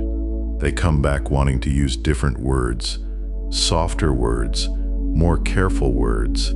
They come back with the particular kind of love that only distance can teach you. The love that comes from seeing something whole, from seeing how small it is, and from understanding that its smallness makes it no less worthy of protection, perhaps more worthy. Perhaps what we love most is always the thing most easily lost. And the search for exoplanets has taught us something similar in its slower, more patient way. Because when we look at the thousands of worlds we have found, and there are more than 5,000 confirmed now, 5,000 other planets orbiting other suns in other corners of the galaxy, we do not find what we perhaps secretly hoped we would find. We do not find twins. We do not find easy copies of the home we have always known.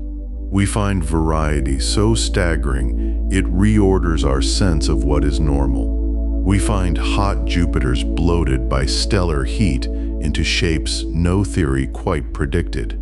We find super-Earths that are too large to be Earth and too small to be Neptune, falling into a category for which our own solar system offers no template. We find planets orbiting pulsars, the collapsed remains of dead stars, spinning in their graves while a world circles faithfully in the dark. We find planets in binary star systems where two suns rise and set in skies of impossible beauty. We find desert worlds and ocean worlds and worlds wrapped entirely in hydrogen so thick no light from the surface could ever reach us. And then we look at Earth again, and we notice things we had taken for granted. The way you take for granted the sound of breathing until, one day, you stop and listen to it and feel something almost like reverence. We notice the moon, that large, loyal companion that has been steadying our axial tilt for billions of years, keeping our seasons predictable, keeping our climate from swinging into the kinds of wild extremes that would have made complex life very difficult indeed. Most planets do not have a moon like ours, so large relative to the planet it orbits, so stabilizing in its gravitational influence. It is one of the quiet gifts of our particular corner of the solar system, so familiar we rarely think to be grateful for it. We notice the magnetic field, that invisible architecture of force generated by the churning iron heart of our planet, wrapping the Earth in a protective embrace that deflects the solar wind, that keeps our atmosphere from being slowly stripped away the way Mars's atmosphere was stripped away long ago, when its own magnetic field faded and the sun began its patient, relentless erosion. Without our magnetic field, the story of life on this planet would have been very different, or perhaps there would have been no story at all. We notice plate tectonics, the slow, grinding, millimeter by millimeter drift of continents across the surface of the world. which does not sound like something worth celebrating until you understand that it is, among other things, a planetary recycling system, a way of drawing carbon dioxide back into the deep Earth and releasing it again over geological time, helping to regulate the temperature of the atmosphere over millions of years in a kind of unconscious geological homeostasis. Many planets do not have plate tectonics. Many planets have surfaces locked and still and ancient, unable to refresh themselves, unable to breathe. Our planet breathes, and we are only now beginning to understand what a gift that breathing is. And of course, the water, liquid water pooled in vast glittering abundance across more than 70% of the surface, held in that liquid state by a combination of distance from the sun and atmospheric pressure and the precise thermal properties of the molecule itself. Water, that peculiar substance that expands when it freezes instead of contracting, so that ice floats and lakes can freeze from the top down, while life continues in the warmer dark beneath. Water that dissolves more substances than almost any other liquid, that carries nutrients and chemistry, and the possibility of biology wherever it flows. We have found evidence of water on other worlds, frozen beneath the surface of Mars, locked in the ice shells of ocean moons in the outer solar system, detected as vapor in the atmospheres of distant exoplanets. But liquid water, free and open and generous, on a surface warmed by a gentle star at just the right distance, that remains, as far as we know, our particular fortune. The study of exoplanet atmospheres has also turned the lens back on our own. When scientists build models to understand the chemistry of distant worlds, those models are tested and sharpened against the one planetary atmosphere we can observe in complete detail, ours. The interplay of carbon dioxide and methane and water vapor and ozone in Earth's atmosphere, the delicate radiative balance that keeps the surface temperature in the narrow range where liquid water exists, and proteins fold correctly, and cells divide, and whole ecosystems of unimaginable complexity can flourish. All of this has come into sharper focus because we needed to understand it well enough to look for echoes of it elsewhere. In reaching out toward the unknown, we have learned to read the familiar more carefully. In trying to find another home, we have understood our own home better. Of the more than 5,500 exoplanets confirmed by science so far, not one has been found to match Earth's precise combination of conditions. Not one checks every box. Not one sits at exactly the right distance from exactly the right kind of star, with exactly the right atmosphere and exactly the right amount of liquid water and exactly the right geological and gravitational architecture. There may be such worlds out there, almost certainly there are, somewhere in the vast numerical generosity of a galaxy containing hundreds of billions of stars. But we have not found them yet, and in the meantime, the only world we know for certain has all of this, the only confirmed address of life in the entire observable universe, is the one you're lying on right now. Think about that for a moment, softly, without urgency. You are lying on the only confirmed living world in a universe so large it dissolves all our usual sense of scale. You are cushioned by the only confirmed atmosphere that breathes with us. You are held by the only confirmed gravity that has ever cradled the evolution of a mind complex enough to look up at the night sky and feel something it cannot quite put into words. Every breath you take is borrowed from a system of such interlocking delicacy and generosity that scientists are still, after centuries of study, discovering new ways in which it sustains itself for us. And perhaps that is the quietest gift of all this searching. Not the discovery of another Earth. Not yet. Not the confirmation of another life. Not yet. But the rediscovery of this one. The return, after a long journey through cold and dark and the dizzying mathematics of other suns, to the warmth of what was always already here. The way long travel makes home feel new again, makes the ordinary feel luminous, makes the familiar feel like something you would travel any distance to find. There is a word for this feeling in some languages, and in others there is no word, only the feeling itself. The way you recognize a place not because it is perfect, but because something in you has been shaped by it. Because its particular quality of light is written somewhere in you at a level deeper than memory. The way the air smells before rain. The way evening softens the edges of things.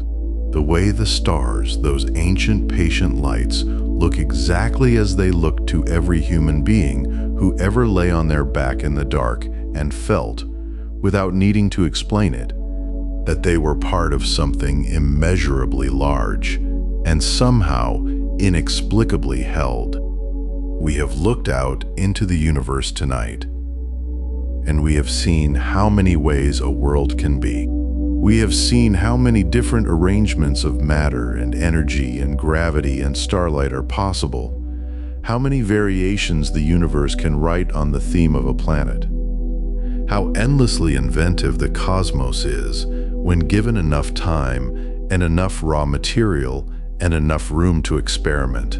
And having seen all of that, we come back here, to this blue-breathing, moon-steadied, magnetically shielded, tectonically alive, water-generous, atmosphere-wrapped, life-saturated world, to the particular slant of whatever light is falling outside your window right now, to the particular quality of this night, this quiet, this slow and trusted dark. You have traveled very far, across light years and speculation, and the beautiful mathematics of worlds you will never visit in a body, but have touched nonetheless with the most human of instruments, curiosity, imagination, and the long, faithful attention of a mind willing to wonder. And now the journey curves, the way all good journeys do, not to an ending, but to a resting place, a moment of stillness, a breath let all the way out. The stars are still there, outside and above, doing what they have always done, burning quietly, patient and generous with their light, asking nothing, offering everything to anyone who happens to look up at the right moment with the right kind of openness. And the earth holds you as it has always held you, as it held every dreamer before you, with the steady, unhurried tenderness of something that has been practicing this for 4.5 billion years and has not yet grown tired of the task. And so our gentle voyage among distant worlds quietly comes to rest, like starlight settling on still water. Somewhere out there, a world waits, patient and luminous, holding a sky no one has named yet. But for now, your only journey is inward, soft and slow. When you're ready, another chapter will be waiting. Until then, dear wanderer, let the stars carry you. Good night, sweet dreamer.